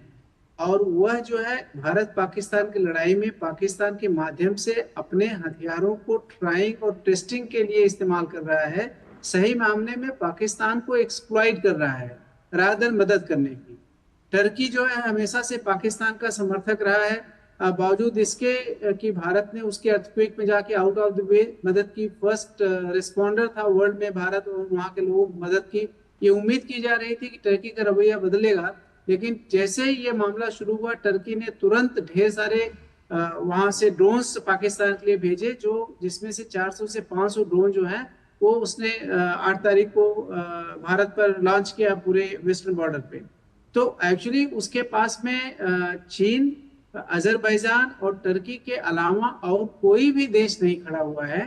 और जो भारत और उसके बीच में शक्ति का डिफरेंस है, जो इकोनॉमिक पावर का डिफरेंस है, जो जियोपॉलिटिकल लेवल पे डिफरेंस है, उसमें पाकिस्तान कोई स्टैंड नहीं करता। अभी अभी न्यूज आ रही कुछ सोशल पे, जो आप भी चेक कर सकते हैं कि शायद दोनों कंट्रीज ने सीज फायर के लिए एग्री कर लिया है। और अगर ऐसा होता है तो ये जी क्या हमारे साथ अमृतपाल इस वक्त बने हुए हैं? अमृतपाल हैं? अमृतपाल नहीं है, लेकिन एक बड़ी खबर आ रही है एमईए के सूत्रों के हवाले से, शायद नंदिता उस पर जवाब दे पाएं कि सेना के हर हमले को जो हम नाकाम करें, लेकिन भारत पाक के बीच सीधी बातचीत में सैन्य कार्रवाई रोकने पर सहमति बनी है। नंदिता जी, नंदिता बोलिए। जी आंचल, मैं आपको ये कहना चाहती थी कि आप प्रोपेगेंडा मशीनरी और जो मिस इन्फॉर्मेशन पाकिस्तान द्वारा फैलाई जा रही है, उसको उसके खुद के जो रक्षा मंत्री हैं वो स्काई न्यूज पर जाकर कहते हैं कि हम तो we were doing the dirty work of US and UK for decades. वो स्काई न्यूज की इंटरव्यूअर को कहते हैं। तो पाकिस्तान जो फाउंटेन हेड है टेररिज्म का, वो ऐसा नहीं है कि अभी ये जो 22 इनोसेंट टूरिस्ट को पॉइंट ब्लैंक रेंज पे मार दिया गया, वो उनका पहला एक्ट है। बाली में जो इंडोनेशिया में बॉम्बिंग्स हुई थी, और उसके पहले जो प्री दिवाली 2005 में दिल्ली में अटैक्स, टेररिस्ट अटैक्स थे, हैदराबाद में 2013 में मॉस्के अटैक्स थे, 2008 में मुंबई में 26/11 के टेररिस्ट अटैक्स थे, और ओसामा बिन लादेन पाया गया था एबोटाबाद में, यूएस के नेवी सील्स से उसको वहां जाकर पकड़ा गया था। तब से दुनिया की आंखें खुल गई हैं कि Pakistan global factory of terror. Nandita, 1 minute के लिए रोक रही हूं आपको। एमईए के सूत्रों के हवाले से बड़ी खबर है। अक्षय, ये जो खबर सामने आ रही है कि जहां हम ये कह रहे हैं कि भारत पाक के बीच सीधी बातचीत में सैन्य कार्रवाई रोकने पर सहमति बनी है, क्या तात्पर्य है, क्या मतलब है इसका? मतलब ये है कि दोनों देशों के बीच जो एक्सचेंजेस चल रहे थे, जो दोनों देश एक दूसरे के ऊपर हमले कर रहे थे, उसमें अब तुरंत प्रभाव से एक सीज फायर लागू कर दिया गया है। यानी कि दोनों देश एक दूसरे के ऊपर हमले बंद कर देंगे। ये ना सिर्फ हवाई हमलों की बात हो रही है, बल्कि एलओसी के ऊपर या फिर इंटरनेशनल बॉर्डर के ऊपर जिस तरह से आर्टिलरी का यूज किया जा रहा था, मोटार्स का यूज किया जा रहा था, हर तरह की फायरिंग एक दूसरे के ऊपर पूरी तरह से बंद कर दी जाएगी। मैं आपके सामने पढ़ना चाहता हूँ एमईए की तरफ से रिपोर्ट जो आई है, खबर और सूत्रों के हवाले से खबर आ रही है कि जो लड़ाई रोकने की जो ये फैसला लिया गया है, दोनों देशों के बीच आपस में बनी सहमति को लेकर लिया। अक्षय, ladies and gentlemen, चलिए, I have a very brief statement to make.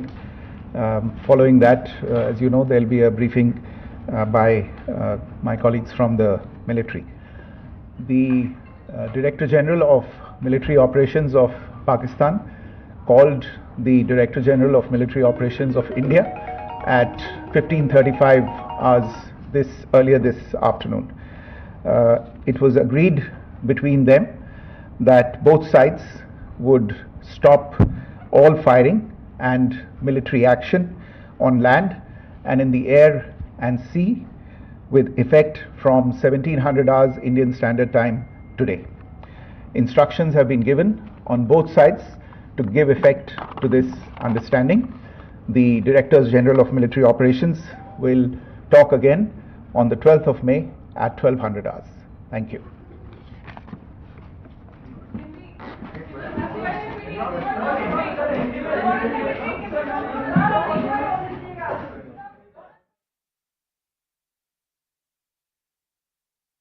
से बड़ी खबर, बहुत ही संक्षिप्त एमईए की प्रेस वार्ता, जहां विदेश सचिव मिस्री साहब ने साफ तौर पर कहा कि 5 बजे आज जब बातचीत हुई, पाक डीजीएमओ ने अपने भारतीय समकक्ष को फोन किया और उसी वक्त से सीज फायर लागू है। अक्षय, क्या ताजा इनपुट्स हैं आपके पास? देखिए, इस वक्त अगर सूत्रों के हवाले से बात की जाए कि किस तरह से ये अंडरस्टैंडिंग रीच हुई है, यानी कि किस तरह से ये सीज फायर लागू किया गया है, तो पाकिस्तान के डीजीएमओ की तरफ से आज दोपहर में एक कॉल रिसीव किया गया भारत की तरफ से, जिसमें उन्होंने कहा कि हमें सीज फायर करना है, हमें लड़ाई बंद करनी है। एक अंडरस्टैंडिंग इस बात को लेकर रीच हुई, एक अंडरस्टैंडिंग पे दोनों देश आए कि जो हमले और हमलावर कार्रवाई है एक दूसरे के ऊपर, उसे तत्काल प्रभाव से बंद कर दिया जाएगा। तो अगर सीज फायर लागू हो गई है, इसका मतलब ये है कि हवाई हमले हो या फिर ज़मीनी हमले, किसी भी तरह से जो हमले एक दूसरे की तरफ किए जा रहे थे उन्हें पूरी तरह से बंद कर दिया जाएगा। तो एक बड़ी मोरल विक्ट्री ये भारत के लिए है। भारत ने शुरुआत से कहा था कि हम एस्केलेशन नहीं चाहते हैं, हम केवल आतंकवाद के खिलाफ ये जंग लड़ रहे हैं, आतंकवादियों के खिलाफ लड़ रहे हैं। पाकिस्तान ने निशाना बनाया सिविलियन एरियाज को, पाकिस्तान ने निशाना बनाने की कोशिश की मिलिट्री एरियाज को, लेकिन जब हर तरह के हमले निस्तनाबूद कर दिए गए, पाकिस्तान का मोरल जो होता है वो पूरी तरह से डगमगा गया। अंदरूनी सवाल कई सारे पाकिस्तानी लीडरशिप से पूछे जा रहे थे कि क्यों आप जंग कर रहे हैं जब आप जंग लड़ नहीं पा रहे हैं, जब आप अपना ही नुकसान करा रहे हैं। हमने देखा कि किस तरह से लगातार भारतीय सेना की तरफ से जवाबी कार्रवाई जब की गई तो हर तरह के हमलों को न सिर्फ निस्तनाबूद किया गया बल्कि 6 पाकिस्तानी एयर बेसेस के ऊपर भी हमले किए गए, सियालकोट में भी हमला हुआ और अन्य जगहों पर भी एयर स्ट्रिप्स अक्षय जी अभी जो कर दिया गया जी। और अभी जो पाकिस्तानी डिप्टी पीएम है उनका पोस्ट है इशाक डार साहब का कि युद्ध विराम लागू हो गया। इस एस्केलेटेड सिचुएशन में जहां हमने अभी कुछ देर पहले एक्ट ऑफ वॉर की बात कही, ऐसे में युद्ध विराम का ये मैसेज आना क्या क्लियर कट संदेश देता है इंटरनेशनल फोरम पर, इंटरनेशनल मीडिया के लिए, डिप्लोमेटिक रिलेशंस के लिहाज से? ये भारत की एक बड़ी जीत है। आप देखिए, इसमें किसी को भी कोई शक नहीं होना चाहिए। भारत जिस तरह से एक मोरल ग्राउंड्स के ऊपर लड़ाई लड़ रहा था, वो लगातार यही कह रहा था कि हमारी लड़ाई on both sides to give effect to this understanding. The Directors General of Military Operations will talk again on the 12th of May at 1200 hours. Thank you. एक बार फिर से हमने सुनवाया आपको। विदेश सचिव विक्रम मिस्री कह रहे थे कि पाक डीजीएमओ ने पहले संपर्क किया और भारत और पाकिस्तान में सीज फायर जो है वो 5 बजे आज से लागू, यानी कि युद्ध विराम आज 5 बजे से लागू हुआ, ये एमईए का कहना है। और 5 बजे से दोनों देशों में युद्ध विराम लागू, यानी कि सीज फायर। बड़ी खबर ऑपरेशन सिंदूर के बाद जो अब प्रेस कॉन्फ्रेंस की गई है, जहां विदेश सचिव ने जानकारी दी कि भारत पाकिस्तान में सीज फायर। और अभी कुछ देर पहले जब सरकार कह रही थी कि अगर कोई कार्रवाई की जाएगी इसके बाद आतंकी हमले से जुड़ी हुई तो वो एक्ट ऑफ वॉर होगा, लेकिन अब विदेश सचिव ने जानकारी दी कि भारत सरकार ने भी इसकी पुष्टि की है कि भारत और पाकिस्तान में जो एस्केलेटेड सिचुएशन थी, जो एक्ट ऑफ वॉर में तब्दील हो जाती, अब भारत पाकिस्तान में सीज फायर। दोनों देश युद्ध विराम पर राजी। हालांकि डीजीएमओ की तरफ से पहले फोन गया भारत को और जो डिप्टी पीएम है पाकिस्तान के, उन्होंने अपने ऑफिशियल ट्विटर हैंडल से भी कहा है कि युद्ध विराम लागू हो गया है। भारत सरकार ने भी इसकी पुष्टि की है। कितनी बड़ी उपलब्धि है, कितनी बड़ी जीत इसको मानी जाएगा अक्षय, क्योंकि विदेश सचिव ने जो जानकारी दी अभी कुछ देर पहले, जिस तरह की बात सामने आई थी कि एक्ट ऑफ वॉर हो सकता है अगर वहां से आतंकी हमले ना रुके, और आज शाम 5 बजे से सीज फायर लागू हो गया। बड़ी कूटनीतिक जीत मॉरल ग्राउंड्स पे भारत की। जी, अगर इसके मायने बताए और कितनी बड़ी जीत है तो ये बहुत बड़ी जीत, ऐतिहासिक जीत के तौर पे इसे देखा जाएगा। भारत सरकार की जीत है, ये भारतीय सेनाओं की जीत है, क्योंकि हमने ये कहा है कि अब अगर रिटेलिएशन में किसी तरह से आप जंग रोक रहे हैं, लेकिन आपकी तरफ से अगर कोई आतंकवादी कल को आता है और किसी तरह से आतंकवादी गतिविधि को अंजाम देता है तो उसको भी एक्ट ऑफ वॉर ही माना जाएगा। यानी कि आज से अगर 1 साल बाद या 10 साल बाद भी कोई आतंकवादी गतिविधि भारत के अंदर होती है और उसके कोई भी रूट्स अगर पाकिस्तान तक ट्रेस किए गए तो भारत उसको एक आतंकवादी गतिविधि के जगह एक पाकिस्तान द्वारा किया गया हमला मानेगा। यानी कि एक्ट ऑफ वॉर की तरह जिस तरह से रिटेलिएशन किया जाता है उसी तरह से रिटेलिएशन करके पाकिस्तान को सबक सिखाया जाएगा। तो पाकिस्तान को सचेत कर दिया गया है, चेतावनी दी गई है एक तरह से इस स्टेटमेंट द्वारा कि किसी भी तरह का आतंकवादी हमला अब भारत सहने के लिए राजी नहीं होगा।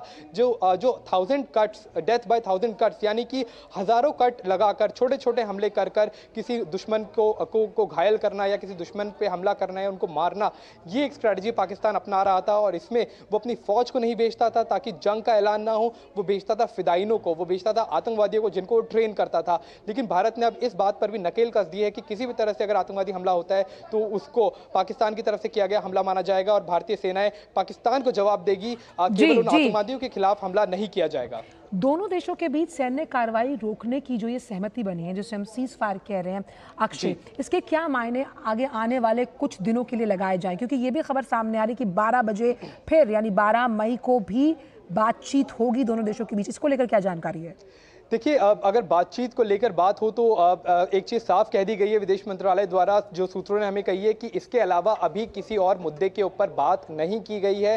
केवल और केवल जो जिस तरह से हॉस्टिलिटीज़ थी, जो हमले एक दूसरे के ऊपर किए जा रहे थे, उसको लेकर साफ तौर पे बात हुई है और ये बात पाकिस्तान द्वारा इनिशिएट की गई।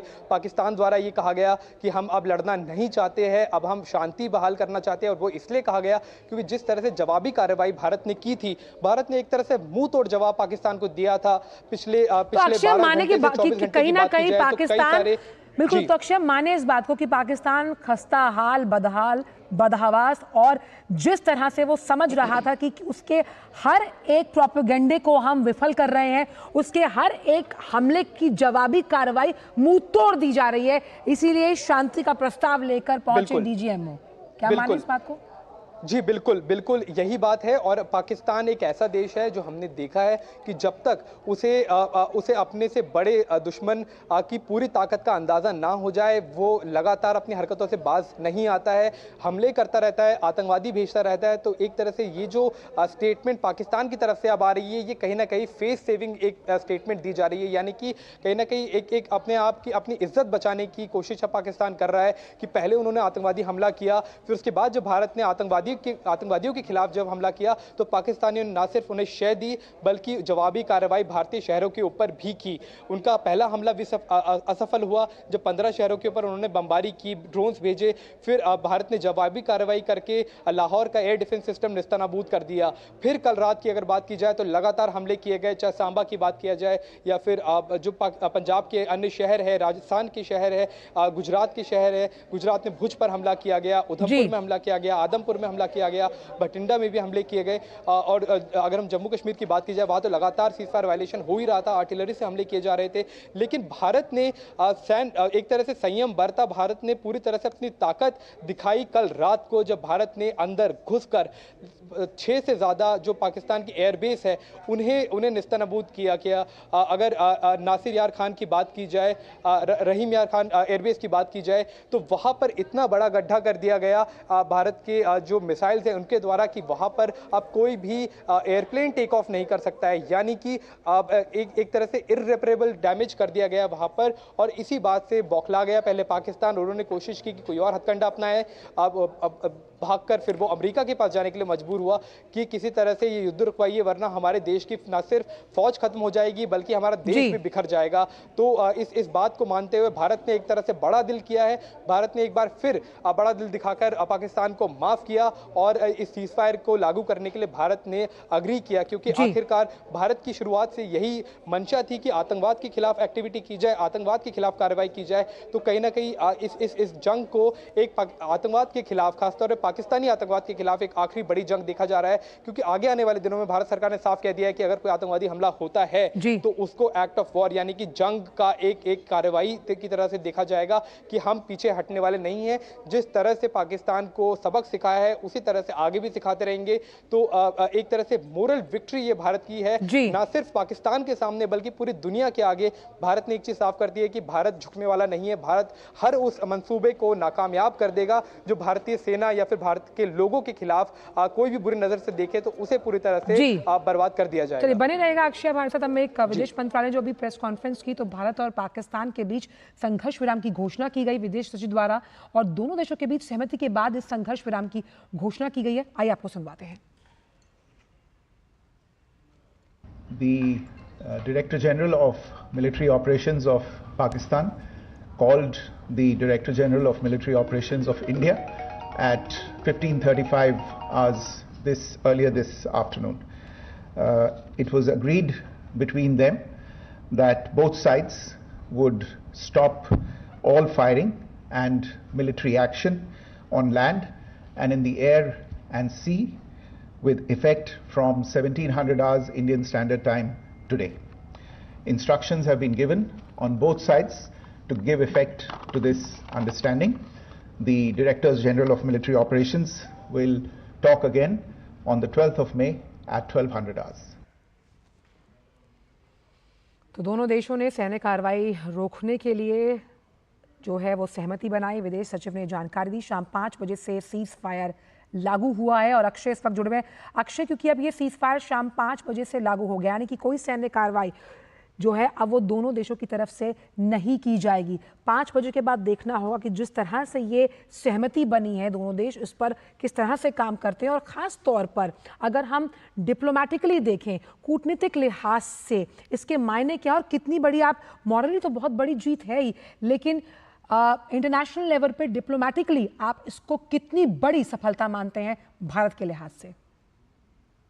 अक्षय, जीत को देखा जाए तो भारत का औहदा अब इस पूरी दुनिया में एक नए स्तर पर जा पहुंचा है कि एक देश जिसने एक न्यूक्लियर आर्म्ड कंट्री के खिलाफ भी साहस से लड़ा, जो एक ऐसा देश है जो हर बात पे, छोटी छोटी बात पे जो न्यूक्लियर वेपन्स की धमकी पूरी दुनिया को देता था, उसे सबक सिखाया। तो पाकिस्तान एक ऐसा देश था जो अमेरिका के भी काबू में नहीं आता था। अगर बात की जाए आतंकवादी गतिविधियों की या फिर आतंकवाद को पालने की, तो किसी भी तरह से पाकिस्तान किसी के काबू में ना आता था, ना किसी की बात सुनता था। लगातार सैन्य कार्रवाई या फिर किसी तरह से आतंकवादी कार्रवाई लगातार करता रहता था। लेकिन भारत ने अपनी बात पे भारत अडिग रहा।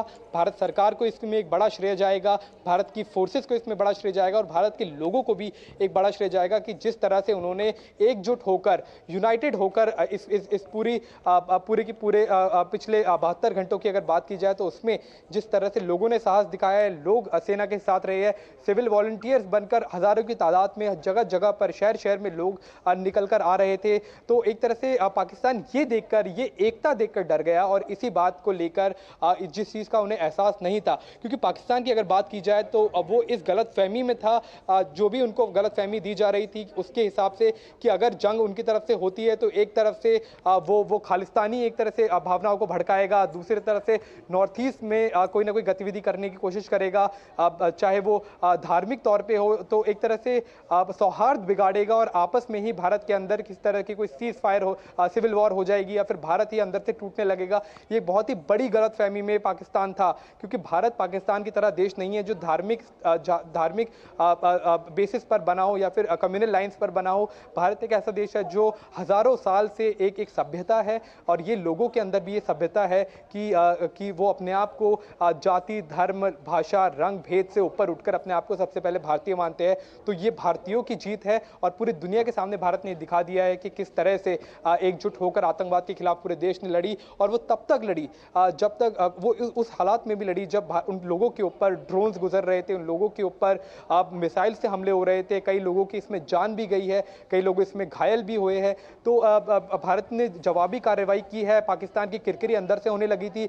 अगर सियालकोट तो हम मान सकते हैं अक्षय की ये संघर्ष विराम जिसे लागू किया गया आज शाम 5 बजे से, जिसकी जानकारी विदेश सचिव ने अपनी प्रेस कॉन्फ्रेंस में की, बैकफुट पर आया पाकिस्तान? पूरी तरह से बैकफुट पर है पाकिस्तान। जो डीजी ISPR के ये कह रहे थे कि भारत को सबक सिखाएंगे या फिर भारत को ठीक कर देंगे या फिर भारत के ऊपर इतने हमले करेंगे कि भारत अंदर से टूटने लगेगा या फिर भारत की फौजें डरकर भाग जाएंगी। तो इस तरह से गलतफहमी एक तरह से पाकिस्तान ने पाली हुई थी। लेकिन जिस तरह से अगर एक शर्मिंदगी का सामना उन्हें करना पड़ा जब ना उनके फाइटर जेट्स काम आए, ना उनकी मिसाइल्स काम आई, ना उनके ड्रोन्स काम आए, हर चीज़ को भारत ने जवाबी कार्रवाई में निस्तानाबूद कर दिया। बल्कि जब भारत ने जवाबी कार्रवाई की तो पाकिस्तान ने पहले तो कहा कि किसी तरह से हमला नहीं हुआ है। जब सबूत आए तो उन्होंने कहा कि वो सुपीरियर टेक्नोलॉजी के थे, और ये मैं डिफेंस मिनिस्टर की बात बता रहा हूं आपको। और जब तीसरी उन्होंने बयान दिया तो उन्होंने ये कहा कि वो अपनी लोकेशंस डिस्क्लोज नहीं करना चाहते थे, इसलिए उन्होंने किस तरह से ड्रोन्स को रोकने की कोशिश नहीं की। उन्होंने एक तरह से लोगों को गुमराह करने की कोशिश की। तो अंदर ही अंदर पाकिस्तान के लोग भी इन 3 दिनों में ये चीज समझ गए कि पाकिस्तान के पास वॉर फाइटिंग कैपेबिलिटीज नहीं है। भारत एक बहुत ज्यादा मजबूत देश है, ना सिर्फ सैन्य पैरामीटर्स पे देखा जाए उसके ऊपर भी भारत मजबूत है, बल्कि एक तरह से यूनाइटेड जो पूरा देश खड़ा था उस हिसाब से भी भारत ने हर फ्रंट पे लड़ाई लड़ी, चाहे वो साइबर फ्रंट हो। जब PIB एक तरह से सामने आया, उन्होंने फैक्ट चेक करके हर गलत खबर को ठीक किया, हर गलत खबर को लोगों के सामने रखा कि ये फेक न्यूज़ है। लोगों ने जाति, धर्म और हर तरह के संप्रदाय के मतों से भेदभाव स्वभाव से हटकर जो भारतीयता को अपनाया और एक तरह से ये मैसेज पाकिस्तान को दिया कि भारत का जब तक एक भी व्यक्ति है वो पाकिस्तान से लड़ता रहेगा, अगर उनके देश के खिलाफ आंख उठाकर पाकिस्तान ने देखा तो एक मोरल विक्ट्री ये भारत के लिए थी और पाकिस्तान के लिए ये एक तरह से एक बहुत एम्बैरेसिंग मूवमेंट है। और खास तौर पे ये चीज़ देखनी होगी कि अब आसिम मुनीर जो पाकिस्तान के सेना प्रमुख है, जिस तरह से उन्होंने सांप्रदायिक भाषण दिए हैं, जिस तरह से उन्होंने भड़काने की भावना से ये कार्रवाई की है, जिस तरह से उन्होंने लोगों को गुमराह करने की कोशिश की है, वो अब उनका भविष्य अब क्या रहेगा। उनका टेन्योर वैसे भी नवंबर तक था, तो साफ तौर पे एक चीज साफ हो गई कि आसिम मुनीर का कार्यकाल अब नवंबर के बाद नहीं बढ़ेगा, बल्कि हो सकता है कुछ ही दिनों में आसिम मुनीर अपना इस्तीफा भी आपसे समझना चाहूंगी अक्षय कि अब जब भी कोई देश सीज फायर की तरफ बढ़ता है, हालांकि अगर बात की जाए तो इसकी शुरुआत डीजीएमओ द्वारा की गई, भारत ने बड़ा दिल दिखाया और इसे भारत की बहुत बड़ी सफलता माना जाएगा। क्या पैरामीटर्स रहे होंगे दिमाग में? अगर हम देखें पाकिस्तान की जो हालत है, अगर उसकी आर्थिक व्यवस्था देखें वो चरमराई हुई है, अगर हम उसकी राजनीतिक व्यवस्था देखें तो उसका कोई सर पैर नहीं है, उस लिहाज से अगर देखा जाए क्या पैरामीटर्स रहे होंगे पाकिस्तान के दिमाग में? देखिए, पैरामीटर्स बिल्कुल साफ थे। एक तो ये था कि पाकिस्तान को लगा कि भारत डर जाएगा और किसी तरह से अपनी कार्रवाई रोक देगा या फिर किस तरह से घुटने टेक देगा। लेकिन हैरान करने वाली बात एक तरह से अगर देखी जाए तो ये है कि इतनी जो गलत फहमियाँ थी ये पाकिस्तान के पास आई कहाँ से कि भारत किसी तरह से बिखर जाएगा या भारत लड़ाई नहीं लड़ पाएगा। तो ये जो कई दशकों से अगर बात की जाए कारगिल वॉर के बाद से पाकिस्तान के अंदर ये गलतफहमी पल रही थी कि कहीं ना कहीं आपस में ही भारतीय लोग आपस में लड़ मरेंगे या फिर पाकिस्तान के आगे जो हमले वो कर रहा है उसके आगे डर जाएंगे। तो वो सभी फेल हो गई है। आर्थिक तौर पे देखा जाए पाकिस्तान एक फेलिंग इकोनॉमी है। अभी कल ही इंटरनेशनल एक मिनट रुकना चाहूंगी, आपको विदेश मंत्री का ट्वीट आया, एक मिनट अक्षय रुकना चाहूंगी। विदेश मंत्री का ट्वीट है, उन्होंने कहा India and Pakistan have today worked out an understanding on stoppage of firing and military action. India has consistently maintained a firm and uncompromising stance against terrorism in all its forms and manifestations. It will continue to do so. Amritpal क्या हमारे साथ जुड़े हुए हैं? अमृत, मेरी आवाज आपको आ रही है? अमृत जी आ रही है। अमृत, ये जो ट्वीट है जिसमें साफ तौर पर जयशंकर साहब भी कह रहे हैं कि India has consistently maintained a firm and uncompromising stance against terrorism and its all forms and we will continue to do so. कितनी बड़ी कूटनीतिक जीत आप मानते हैं ये युद्ध विराम जो 5 बजे से आज लागू हुआ है? हालांकि भारत ने बड़ा दिल दिखाया, एक बहुत बड़ी जीत भारत की। अमृत, चलें जीत जूत तो छोड़ें, इसका कॉन्टेक्स्ट देखें। कॉन्टेक्स्ट ये है कि भारत और पाकिस्तान के बीच में ये जो युद्ध विराम हुआ है या सीज फायर हुई है, जयशंकर बड़े क्लियरली ये कह रहे हैं विदेश मंत्री दैट ये लड़ाई आतंक के खिलाफ नहीं ख़त्म होगी। जो आप हमारे मिलिट्री टारगेट्स को अटैक कर रहे थे, सिविलियन रहायशी इलाकों को अटैक कर रहे थे, हम उसके रिस्पांस में आपको अटैक कर रहे थे। हमने 7 तारीख को जब स्ट्राइक्स की थी आतंकी अड्डों के खिलाफ की थी, आपकी फौज पर, आपकी आवाम पर अटैक नहीं किया था। आपने हमारी फौज पर, आपने हमारी आवाम पे अटैक किया और उसके रिस्पांस पे पिछले 4 दिन से जिस तरह की सैन्य कार्रवाई हम देख रहे हैं वो हुई। और जयशंकर जो विदेश मंत्री हैं वो ये कह रहे हैं कि लड़ाई विराम का मिलिट्री एक्शन का है, ये जो आतंक के खिलाफ जो युद्ध है, आतंक के खिलाफ जो जंग है वो जारी रहेगी।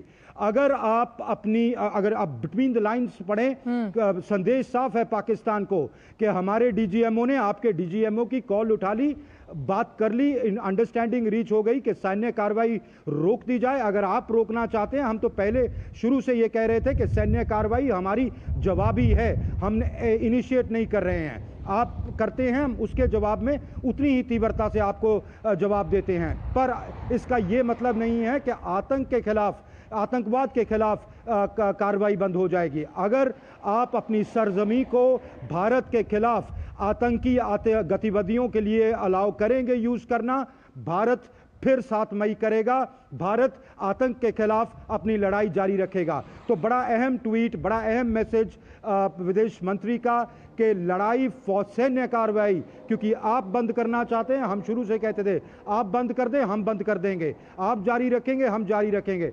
तो अब तो आप मान गए हैं बंद अमृत, करने जिस तरह के से लिए, मैं हमें कोई आपका जिस तरह से मैं एतराज आपकी नहीं है, पर आतंक के खिलाफ लड़ाई चलती रहेगी। बिल्कुल, जो आप बात कह रहे हैं, अगर हम उसे ऐसे समझें कि जीरो टॉलरेंस रहेगा आतंकवाद के खिलाफ, भले ही अभी सैन्य कार्रवाई को लेकर दोनों देश सहमति बना रहे हैं कि एक दूसरे के खिलाफ नहीं करेंगे। जी, दोनों की इमेज सहमति बन गई है कि जो करंट एस्केलेशन है, जो करंट कॉन्फ्लिक्ट है, इस पर विराम लगा दिया जाए। तो पाकिस्तान के डीजीएमओ ने आज दोपहर 1:30 बजे 1:35 पर भारतीय फौज के डीजीएमओ को रीच आउट किया, को कॉल की। दोनों ही without any third influence. International community में शायद कुछ क्लेम्स किए जा रहे हैं कि हमने करवा दिया या हमने, भारत ने साफ वाजे किया कि दोनों के बीच में ये रजामंदी बनी है। ऑफ कोर्स इंटरनेशनल प्रेशर इसका एक हिस्सा रहा होगा, पर ये रजामंदी तब शुरू हुई जब 1:35 आज की दोपहर पाकिस्तान के डीजीएमओ ने फ़ोन किया भारतीय फौज के डीजीएमओ को, डायरेक्टर जनरल मिलिट्री ऑपरेशंस को, कि हम इसको बंद करना चाहते हैं। आपको क्या लगता है अमृत कि ये जो फोन कॉल गया, हमें कोई एतराज नहीं है। आप बेहतर बता पाएंगे, आपको क्या लगता है कि जो फोन कॉल गया, क्या ये पाकिस्तान के बारे में ये नहीं जताता कि वो बैकफुट पर था? वो भी एक कारण है, कई कारण हैं इसके। देखिए, हाँ, मैं जानना चाहूंगी आपसे क्या पैरामीटर्स रहे होंगे कि जहां, बिल्कुल मैं ये जानना चाहती हूँ क्या पैरामीटर्स रहे होंगे। भाई, एक तरफ आप लगातार धमकियां दे रहे थे, आप लगातार ऐसी कार्रवाई कर रहे थे जो कायराना थी, रात में छुपकर, और अचानक डीजीएमओ का फोन आना, एक डिप्लोमेटिक अगर हम एरिना में समझें इसको, तो क्या रहा होगा? क्या बैकफुट पर था, कोई प्रेशर था, क्या रहा पाकिस्तान के दिमाग में? इसकी दो डायमेंशंस हैं, एक मिलिट्री डायमेंशन है, एक डिप्लोमेटिक डायमेंशन है, एक इकोनॉमिक डायमेंशन भी है, तीसरी डायमेंशन इकोनॉमिक डायमेंशन। मेरी समझ से एक तो मिलिट्री प्रेशर था भारत की तरफ से, उनको नुकसानात हो रहा था, तो उनको अब समझ आ गया था कि इसको आगे लेके जाने का खास फ़ायदा है नहीं। जो गीदड़ भपकियाँ, न्यूक्लियर वॉर और फेक प्रोपेगेंडा और इंफॉर्मेशन वॉरफेयर ये चला रहे थे, वो उनकी अपनी डोमेस्टिक कंजम्पशन के लिए थे।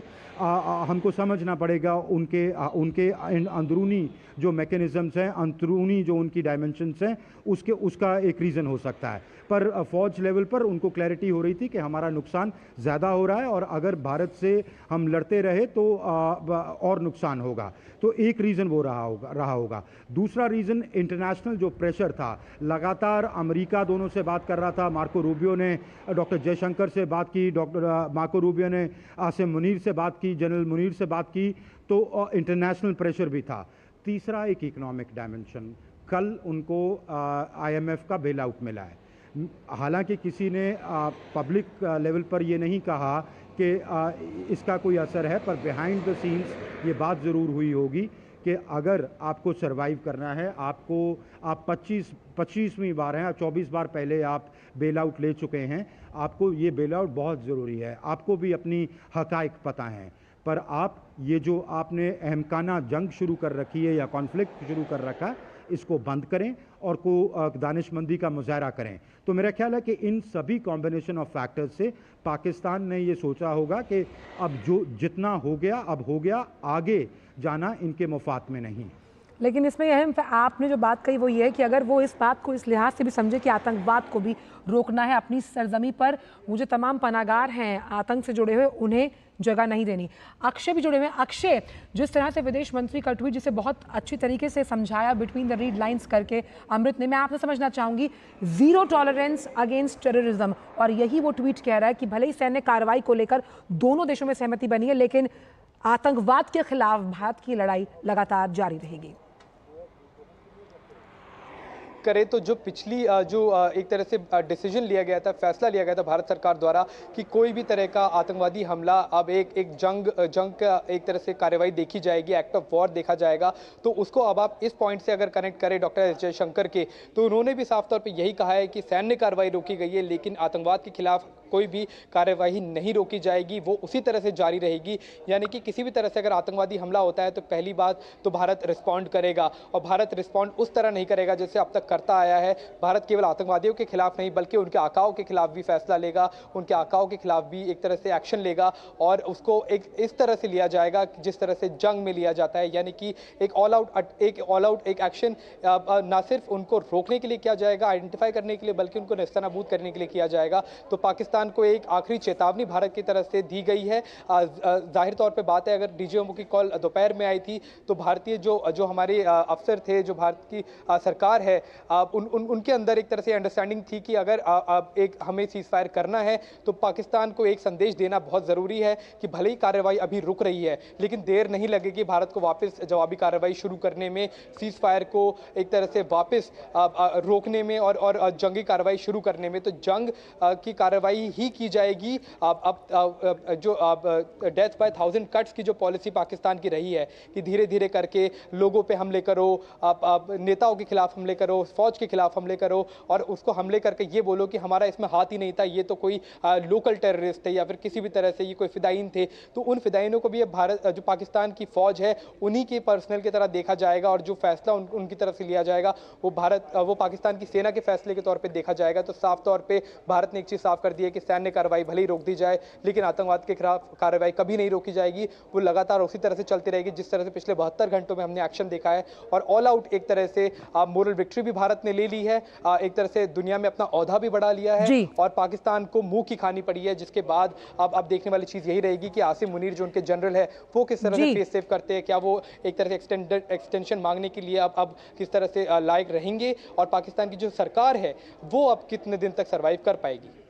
बिल्कुल। और अमृत, जिस तरह से 5 बजे से अब ये सीज फायर लागू हो गया, अब आगे अगर हम इसे देखें तो इसका प्रारूप क्या रहेगा? यानी अब सीज फायर लागू हो गया और ये भी बताया जा रहा था कि 12 मई को फिर से दोनों देशों के बीच वार्ता होगी, तो अभी कम से कम 2 दिनों का समय है। ऐसे में क्या देखना होगा दोनों देशों के लिहाज से? देखिए, 1 घंटा कुछ मिनट हो गए हैं जहां मैं पंजाब बॉर्डर पे खड़ा हूं, इंडिया पाकिस्तान बॉर्डर पे खड़ा हूं। फिजाएं खामोश हैं। जो सुबह से लगातार धमाकों की आवाज़ आ रही थी, जो ड्रोन्स छोड़े जा रहे थे, जो प्रोजेक्टाइल्स छोड़ी जा रही थी भारतीय टेरिटरी में, जिसका जवाब हमारी एडी गन्स दे रही थी, उनको न्यूट्रलाइज कर रही थी उन प्रोजेक्टाइल्स को, वो सब खामोश हो गया पिछले 1 घंटे कुछ मिनट में। 5 बजे से वाकई यहाँ पंजाब से मैं आपको बता सकता हूँ। तो ये मान सकते हैं अमृत की ये वास्तविक शांति है, लेकिन तूफान से पहली वाली नहीं, ये वास्तविक शांति है, शांति का एक परिचायक है जहां आप खड़े हैं, और ये तूफान से पहले वाली शांति नहीं है। अब ये देखना होगा, तभी 2 दिन के बाद टेलीफोन कॉल है कि क्या पाकिस्तान आर्मी अपने वादे पे कायम रहती है, क्या पाकिस्तान आर्मी और या उनके प्रॉक्सीज ये नहीं करते। कल को मान लें कोई प्रोजेक्टाइल हमला होता है या कोई आतंकी हमला होता है, पाकिस्तानी फौज तो या पाकिस्तानी स्टेट तो बड़े आराम से कह सकती है कि जी हमने नहीं किया, ये कुछ एम को पागलों ने कर दिया, हम इनको पकड़ते हैं। डॉक्टर जयशंकर ने, विदेश मंत्री ने साफ मैसेजिंग कर दी है, किसी ने भी किया तुम्हारी सरजमी से रिस्पॉन्स इससे ज़्यादा होगा, जंग जारी रहेगी आतंकवाद के खिलाफ। अब इसको इंश्योर करके रखें कि आप खुद भी ना करें और आप जिनको आपने पाल रखा था वो भी ना करें, चाहे वो आपके हाथ में हैं, चाहे वो आपकी सुनते हैं, चाहे वो आपकी नहीं सुनते, वो हमारी that's your problem. So you rein them in and you ensure that no act of terror takes place. If it does, it's not business as usual. We'll be back to what we did. So मेरे ख्याल से messaging बड़ी clear है। तो ये जो 2 दिन का वक्त दिया गया है डीजीएमओस की अगली कॉल के बीच में, ये इसीलिए दिया गया है कि भारत वेट एंड वॉच करेगा कि क्या कार्रवाई होती है। आपने बहुत अहम बात कही है, बहुत ही अहम बात आपने कही है अमृत। इसी पे मैं अक्षय से भी पूछा, अक्षय अमृत जिस तरह से कह रहे हैं कि 2 दिन का जो ये वक्त है, ये समय है, ये इस बात को जानने का है कि जो वादा किया गया दोनों देशों की तरफ से और ख़ास तौर पे इसकी शुरुआत डीजीएमओ पाकिस्तान द्वारा की गई, क्या वो अपने उस वादे पर कायम रहते हैं। हालांकि जिस तरह से बहुत ही कूटनीतिक लिहाज से जयशंकर साहब का ट्वीट है, उन्होंने कहा कि अनकॉम्प्रोमाइजिंग स्टैंड रहेगा टेररिज्म के खिलाफ, तो ये 2 दिन बेहद अहम हो जाते हैं इस सीज फायर उल्लंघन, इस सीज फायर जो कि कायम किया गया है उसे देखने के लिए। आंचल, मैं एक चीज़ कहना चाहूँगा, जिस तरह से अपने एक्सपीरियंस से भी एक बात कह रहा हूँ और जिस तरह से पाकिस्तान को हमने ऑब्जर्व किया है, अगर पाकिस्तान की भारत से वॉर फाइटिंग कैपेबिलिटीज़ होती यानी कि वो जंग को अगर जारी रख पाता तो मुझे किसी तरह से कोई डाउट इस बात में नहीं है कि पाकिस्तान इस जंग को लगातार जारी तब तक रखता जब तक वो इस जंग को जारी रख पाता। पाकिस्तान की ये फितरत में है, हमने ये देखा है, हमने ये कारगिल जंग में देखा, हमने 1971 में देखा, 1965 में देखा और उससे पहले भी हम ये देखते आए कि पाकिस्तान अपनी हरकतों से बाज नहीं आता है और वो तब तक जंगी कार्रवाई करता रहता, सीज फायर ना करता जब तक उसके बस में होता। अगर किसी तरह से पाकिस्तान को ये लग जाता कि भारतीय सेनाएं पीछे हट रही है या फिर भारत का मनोबल टूट रहा है तो वो तब तक लड़ता रहता जब तक वो जम्मू कश्मीर में एक तरह से बड़ा हमला ना कर देता या फिर वो अन्य भारत के शहरों में एक बड़ा नुकसान ना कर देता। पाकिस्तान साफ तौर पे भारत में बर्बादी देखना चाहता था, लेकिन एक चीज़ कुछ ही दिनों में साफ हो गई, 72 घंटों के अंदर साफ हो गई कि ऐसा कुछ ना सिर्फ असंभव है पाकिस्तान के लिए, बल्कि अगर ऐसा कुछ दिन और भी अगर जारी रखा पाकिस्तान ने तो वो अंदर से ही फ्रेगमेंटेशन इतने बढ़ जाएंगे कि ना सरकार बच पाएगी और ना ही आसिम मुनीर अपनी एक तरह से आर्मी चीफ का औहदा संभाल पाएंगे। एक इंटरनल कू होने की संभावना भी वहां पर थी। तो इसी बात को लेकर मुझे जहां तक लगता है और व्यूअर्स के लिए भी एक तरह से बता दे कि जिस तरह से जिस संजीदगी से हमारे विदेश मंत्री ने ये बात कही है, डोनाल्ड ट्रंप बिल्कुल, तो विदेश मंत्री ने कहा कि आतंक के खिलाफ भारत का कड़ा रुख हम लगातार अपनाते रहेंगे और इसे लेकर कोई कोताही नहीं बरती जाएगी और ये भी एक कड़ा संदेश है पड़ोसी देश पाकिस्तान को। आप दोनों बने रहिएगा, लेकिन वक्त थोड़े से ब्रेक का है फिलहाल। इस बड़ी खबर पर लगातार हमारी नजर है और ये चर्चा रहेगी जारी। वक्त एक छोटे से ब्रेक का।